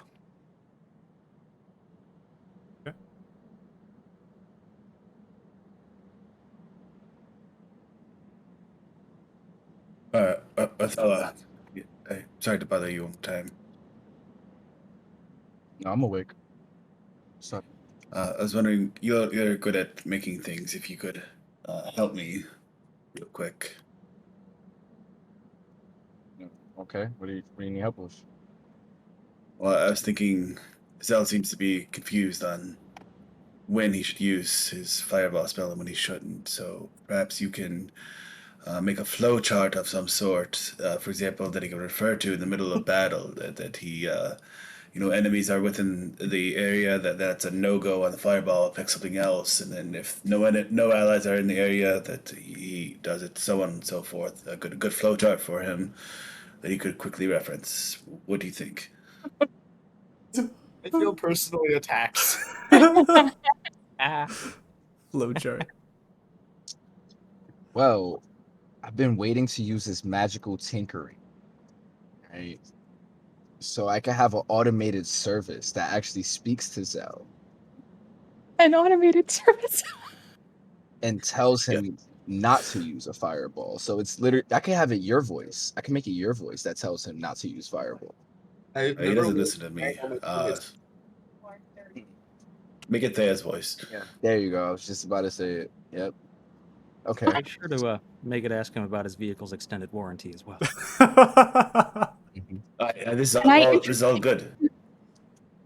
Can I interest Oh. you in an extended warranty for your vehicle? Hmm.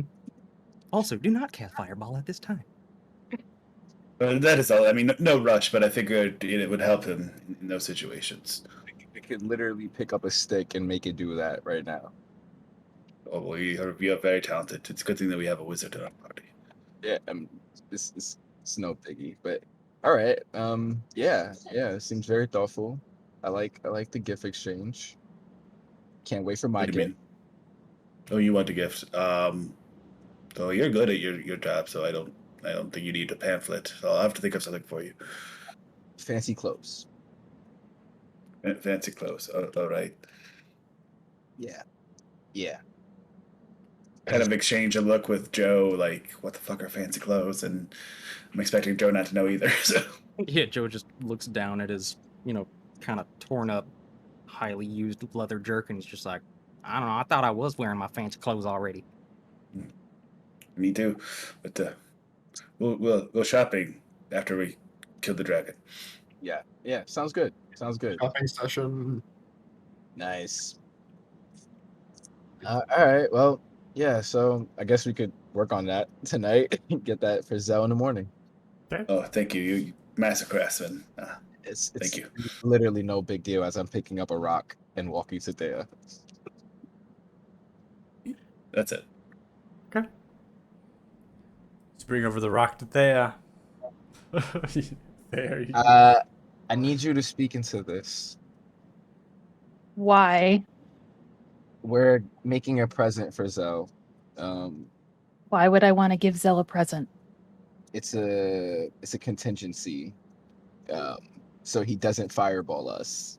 So it's not a present. It's more of a warning. However you want to look at it, honestly. Of course. Give me the rock. What do you need me to say? Okay, so just press right there on that edge, and you're gonna tell him when people are close by, fireball is a no. When enemies are afar, fireball is a go.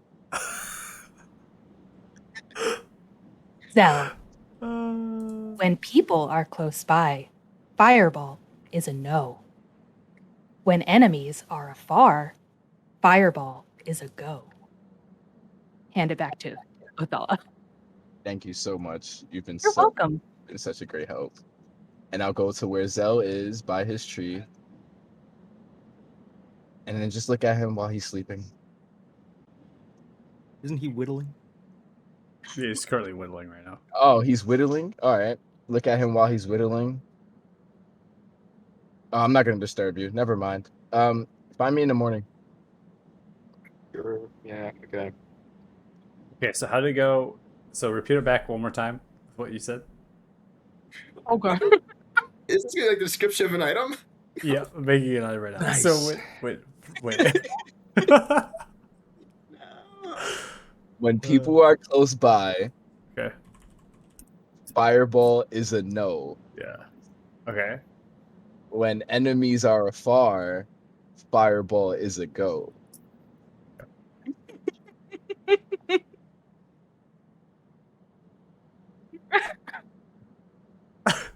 We're making hymns now. I love yeah. it. I love it. I should have gonna been a have to- bard. Yeah, I was gonna say I'm gonna make this Not into too a late. song. Should have been an artificer. I am.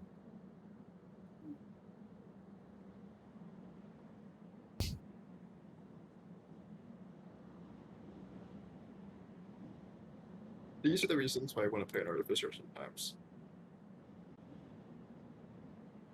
All right. So you're providing it to Zell. Yeah, I'll give it to him in the morning. Okay, you give it to the morning. Okay. It's a rock. It's like a really gray, a cobblestone looking rock. About a fistful. I love this. We gotta put an animation on too. Why not? Let's Oh get yeah, it. this is definitely one of my magical tinkering items. I have to take this off. Hold on, we gotta get animation going on. Oh, I love it. Nice. It made like a bag of holding. No, this is better. All right, let's see if this animation works now on it. It was one fireball. I only get 5 of these, so be grateful, Zell. Can we get You him? have 1. Oh yeah, we need this for sure. Okay, this one. Let's see how this looks on you.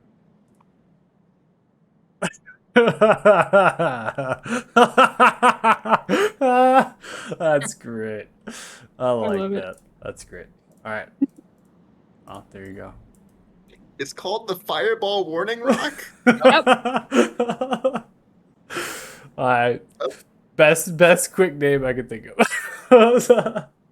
Ain't a Rock. magic item. That's great. It's a magic item. It's tricky. It's a magic. Love it. Is it? So good. You can have proficiency with it. You could. It could be a spellcasting focus. It could be. All right. So as we close up the night, everyone kind of finding there's 2 things that we need to get to. The first thing here, Othala, in the night, you are overtaken by a dream. The dream itself, it seems as though you're in time and place to a particular area. This place in your mind is somewhere that strikes a little bit of familiarity to, particularly an individual that sits currently upon a stone throne. I'm going to go ahead and pause things here. I'm going to pull you to a scene.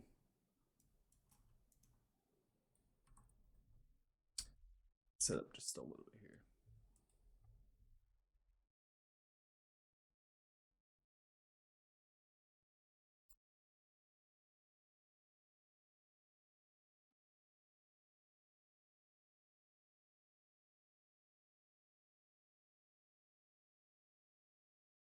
The particular area that you find yourself in is a throne chamber. 2 rune-covered pillars support 15-foot ceiling height. Small 2 to 3 feet staircase built into the marbled flooring extends to a large and grand stone throne, bejeweled in gold and trinkets. 4 doors, 1 north, 3 western, reside in this chamber. The figure that currently sits upon this actual throne is a sturdy and stocky male gray dwarf. White hair flows freely into a single braid down to the mid-back. Twin braided thick beard flowing to the chest. Eyes are black and vicious. Many scars upon the face and neck, covered in a dark stained plate armor. Wields a mithril warhammer curling to the side, an iron-like shield at the other. A black cloth belt goes around the waist and carries a few purses. Gem and jeweled rings adorn the fingers. Around the neck is a gold necklace with an odd white gemstone, currently aglow. On the head is a circlet with a black onyx in an octagonal shape at the center.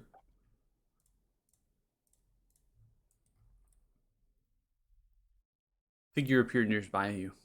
Like a wisp of air, it slowly spins and moves, whispering into your ears. A time, place, as it speaks. It's here, but not here. You're here, but not here. This is a dream, but is it?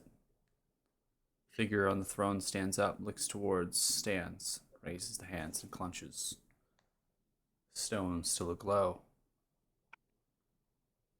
Shakes and looks directly at you. You're locked in entrance, same vision with the figure. Familiar voice of the stone as it's emanating out towards you continues and repeats. Good luck. For a brief moment, it pauses for a second. It seems as though your dream ends and you continue to maintain yourself where you were at the campfire.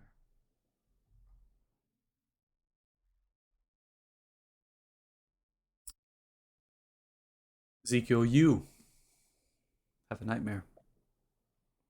Particularly at the feeling of what Kultil had done. Something strikingly and familiar to you with what Kultil, particularly in the method of that. There's some familiarity as you are overtaking the pain once more in your nightmares. There's a flood in vision. What Othala had seen, now you rehearsed it on your mind. These figures in black robes with plague doctor-like masks. You break the chain and you reach for the neck. But as you do, it's not the neck of the person in the figure, it is Zell, currently dropping a mask nearby you. In your nightmare, you are reaching to clutch the neck of the particular figure. Zell, Ezekiel, seems they're still in a dream, sleep-like state as they're reaching out to choke you and try to hand you. I need you to both roll. Well, Ezekiel, I need you to roll athletics check, and then I need you, Zell, to roll an opposing acrobatics or athletics check, please.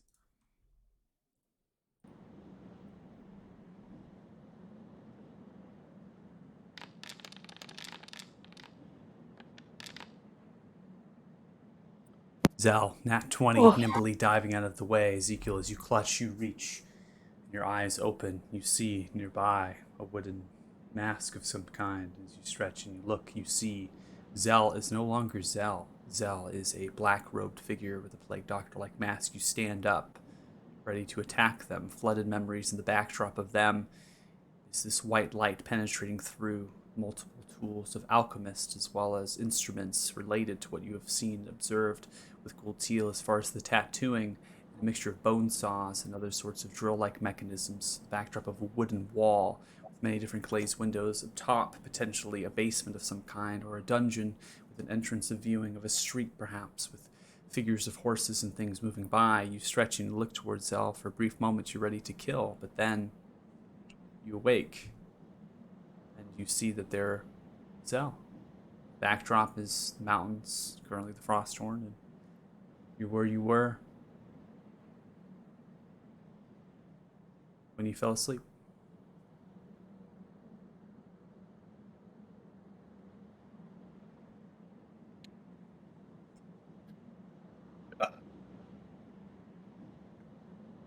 Alright. Not myself tonight. Clearly.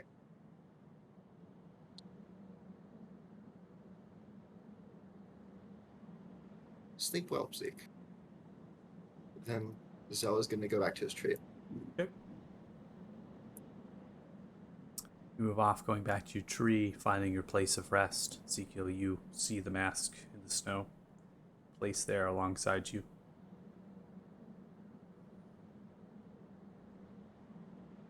Kind of look at it. What's it look like? If you want to describe it, Zell, go for it. So it's kind of, it's not exactly an oval, but pretty close. Like, it's not like typical what you think of oval. I think it technically be considered an oval. With two eye slits, a kind of nose holes, with a bit of like carving around them, like kind of like a bit swirly. A mouth hole. It's very smooth mask, kind of almost. It almost looks like it's polished, but it hasn't. You're assuming that I've used some kind of magic to kind of maybe like smooth it out a bit, or whether that be like fire, lightning, something like that, just kind of smooth it out a tad bit. The mouth hole is actually rather small, but I think it's meant to make your voice be a bit deeper. I don't know. He wasn't really thinking about it when he made it. It's really, it's not that well made since I don't have proficiency with it, but it's you could tell a lot of effort was put into it, but at the same time, he wasn't trying to look like there was a lot of effort put into it. Like he was trying to make it look ordinary as possible. Well, you know what I mean. He wasn't trying to make it look showy, but he was trying to. There's still a lot of work put into it because he's not good at it. So it's like it took him a lot of time to make the most basic looking kind of mask ever. Zell will kind of look at it, or sorry, Ezekiel will kind of look at the mess that Zell made, and be like, kind of like how a parent looks at a the drawing that their kid made for them, like that is something that is good. And kind of just put it in my backpack.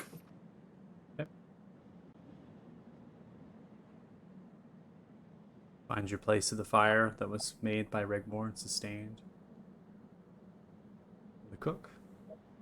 Getting warmth. Both go back to sleep.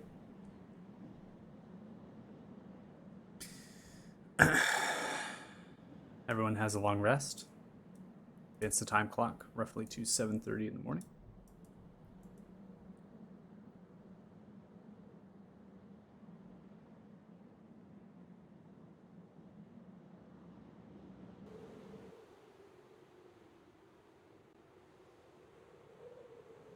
Reg still has his temporary hit points, right? Yeah, I'm putting that back on right now. Oh, Zoe, happy birthday. What now? What makes you think it's my birthday? I don't know. I don't know your birthday. I just chose today. When is your birthday? When is Saul's birthday? That's up to you. I can't tell you that. And how do months work in this universe? Well, this follows a 12-month calendar, and every month is the exact same number of days. It's just 28, I should say. And you have normal seasons, so it's up to you. Okay, give me a second. Well, I'll tell you my birthday. It's the first day of the summer solstice. Don't really know how that falls right now. Don't know the day. But when it gets warm, we'll know my birthday's coming up. I don't. Be sure to rustle up some fancy clothes for you, or at least try to Yeah. figure out what the hell fancy clothes even are by then. He said he's gonna buy me something, so I'd be glad to help you find some good looking fancy clothes. oh well, I just have this magic item for you. It's more of a trinket, but Okay, sure. I may we take a look at we all put a lot of love into it, you know. that. Is worrying. Please show it to me quickly. So right there, there's a little rune. It's like right there. Just press on it and put it to your ear. Sal's gonna like very carefully reach out and do as he said, like press on it, put it to your ear, and then his expression is very strange. It's like an annoyed and a happy at the same time. Is that the best way you can put it? Like he feels a bit insulted, but at the same time you can tell this is the first gift a friend has ever given him. So he's like, oh. Thea, go. When people are close by, fireball is a no. When enemies are afar, fireball is a go. Yeah. The best example I could give is kind of like what Ezekiel said. It's like he was given a drawing by a child, but they drew his head as being 2 times the size of his body. So he's like, oh. But I don't know how to take that. just like my head isn't that big, but okay. He does both of us just now. I don't know how to feel about Yeah, that. I don't know how to feel about this. I gave you a magic item. It's a magic item on Wish. I thought it was your birthday. Just be grateful. He just stuffs it in his bag quickly but carefully. He's not trying to damage it, but he's also trying to like. Oh, you have to use that every combat. Before combat, just use it. That's it. Can we have it so it activates automatically when I'm about to cast an AoE spell? It's Yep. So like It's just like you're about to cast lightning bolt. When enemies are just it just goes off. Like I just think of casting lightning bolt and it activates. Just like hello. I could tinker it a little bit, make that work. Yeah.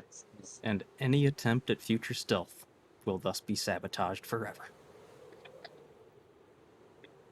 Honestly, that'd be hilarious. Like, we're all sneaking around, just like, all right, Zell, we need you to take him out while his back turns. Suddenly, the cantrip plays, everybody turns around. What the hell is that? Fireball warning rock. Ambush people, a fireball, just like when enemies are away, fireball is a go. Just like okay, thank you. I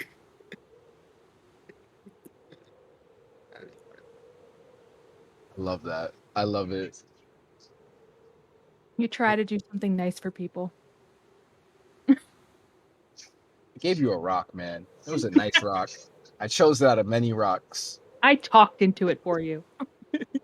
I mean, he's touched, but at the same time, it is under the assumption he doesn't know when to cast his spells. So he's a bit like, I know when to cast spells, but thank you.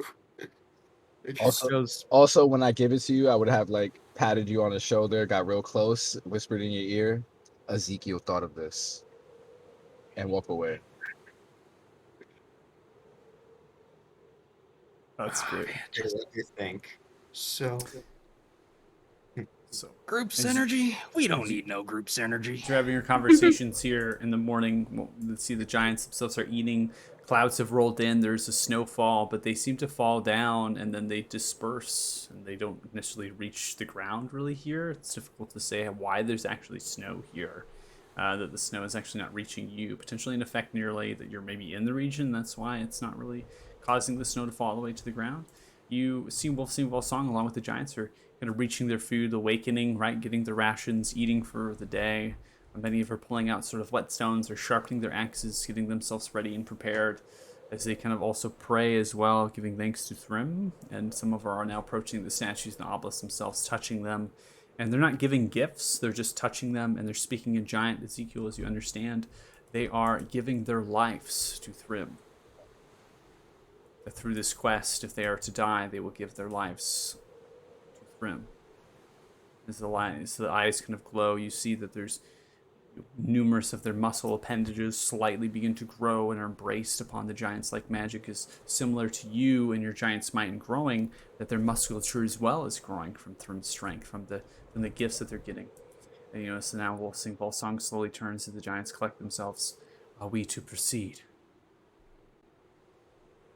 Before they came over, I would have just translated that to the party so that they would know what they're doing. Oh, I want to say because Joe is enamored with this Thrym fellow. He doesn't really know who this deity is, but he's kind of thinks he's on the level. He's just aping whatever the giants are doing. He has no idea what they're saying, so he's just kind of saying quietly to himself. It's like, hey, Thrym buddy, thanks for the warmth last night. You seem like a cool dude. Have a nice day. Then walks back. Okay. He heard you. That's nice. But what about breakfast and second breakfast? Well, lead him on the go, Reg. That's what rations are for. Yeah. Yeah, we got plenty. But I have a question for you. Have you ever cooked dragon?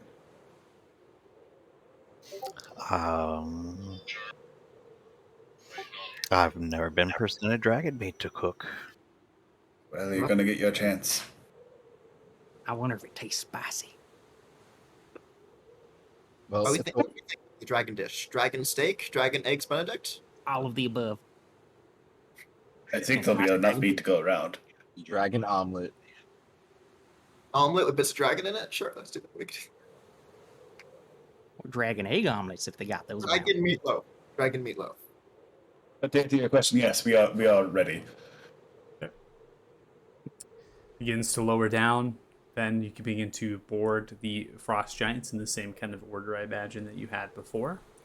As you begin to kind of get upon the frost giants stow themselves as they begin to journey on ahead, trekking forward. Ray's gonna prepare some breakfast meal for him and Thea and try to hand it over to her, make sure she's eaten. Yeah.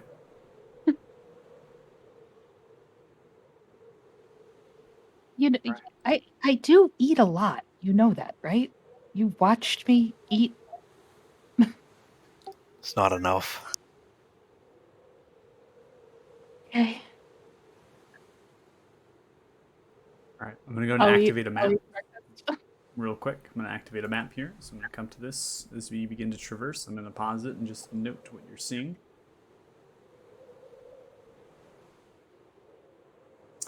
After a grueling many hours journey through the switchbacks, you are now well upon the mountain and have traversed a number of miles, heading east through thick evergreen trees, brambles, and thickets, entrenchments of frozen rivers nearby.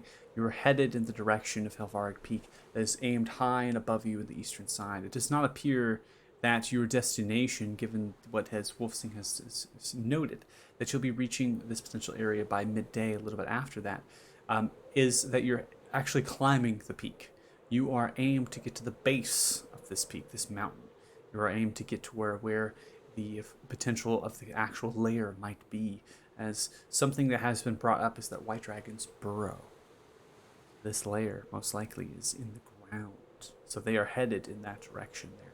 As you push through the plant life towards the base of the mountain peak, you see in front of you, coming through a clearing, rounding a bend, a sharp hairpin turn, is a massive roped and wooden bridge crossing a mighty semi-frozen river.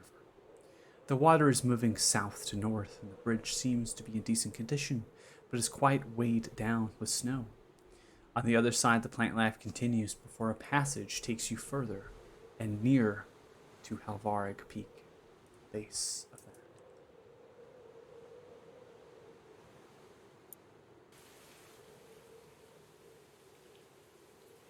Immediately, Wolfsong Wolfsong stops at the base of this roped bridge and speaks. This was used by Clan Artifice Dwarfs long ago. It was built by us and them to help them traverse across freely. You are more than welcome to accompany on our shoulders as we navigate through the waters, or you may take the bridge. It's your choice.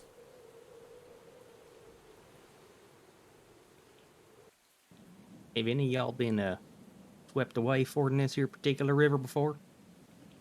No. I'll stay on your shoulders then. Thank you very much.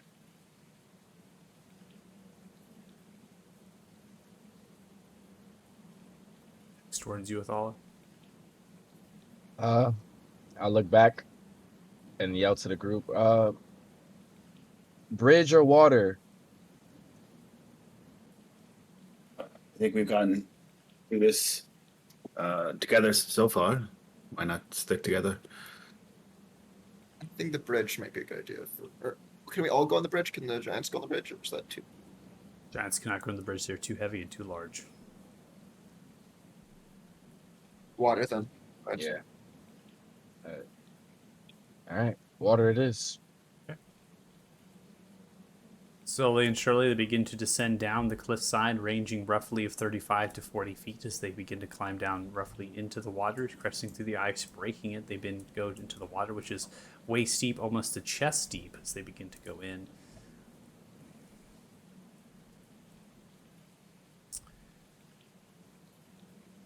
As they move through,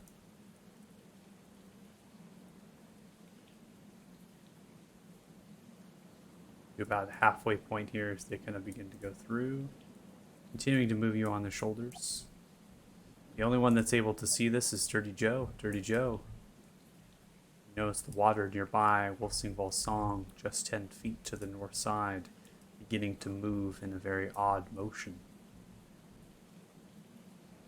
Hey, heads up. There's something over there in that water. It's moving around. It might be, I don't know, something living. Slowly turn around and interact. Immediately snap their eyes in attention as the tail wraps around the legs of the giant you are riding, Ezekiel. On doing that, we will go ahead and roll initiatives. Caught prior to being taken down, Dirty Joe, your past perception may have just helped and saved what could have been very traumatic.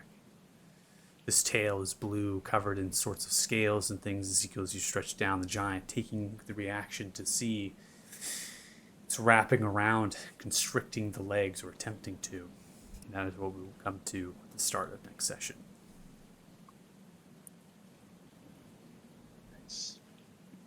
Should we roll now or just do that next session? We can do it next session. We don't need to roll now. But I will be asking for initiatives on the start of next session. So just prompting you for that. Combat. Ooh, what if it's one of those insect things again? Now Oh, it's God. water. I really hope it's the dragon. I want to get those over with, kind of. Blue doesn't seem like a white dragon to me.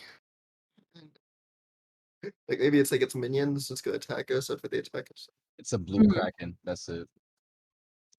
Sea serpents or sea serpents.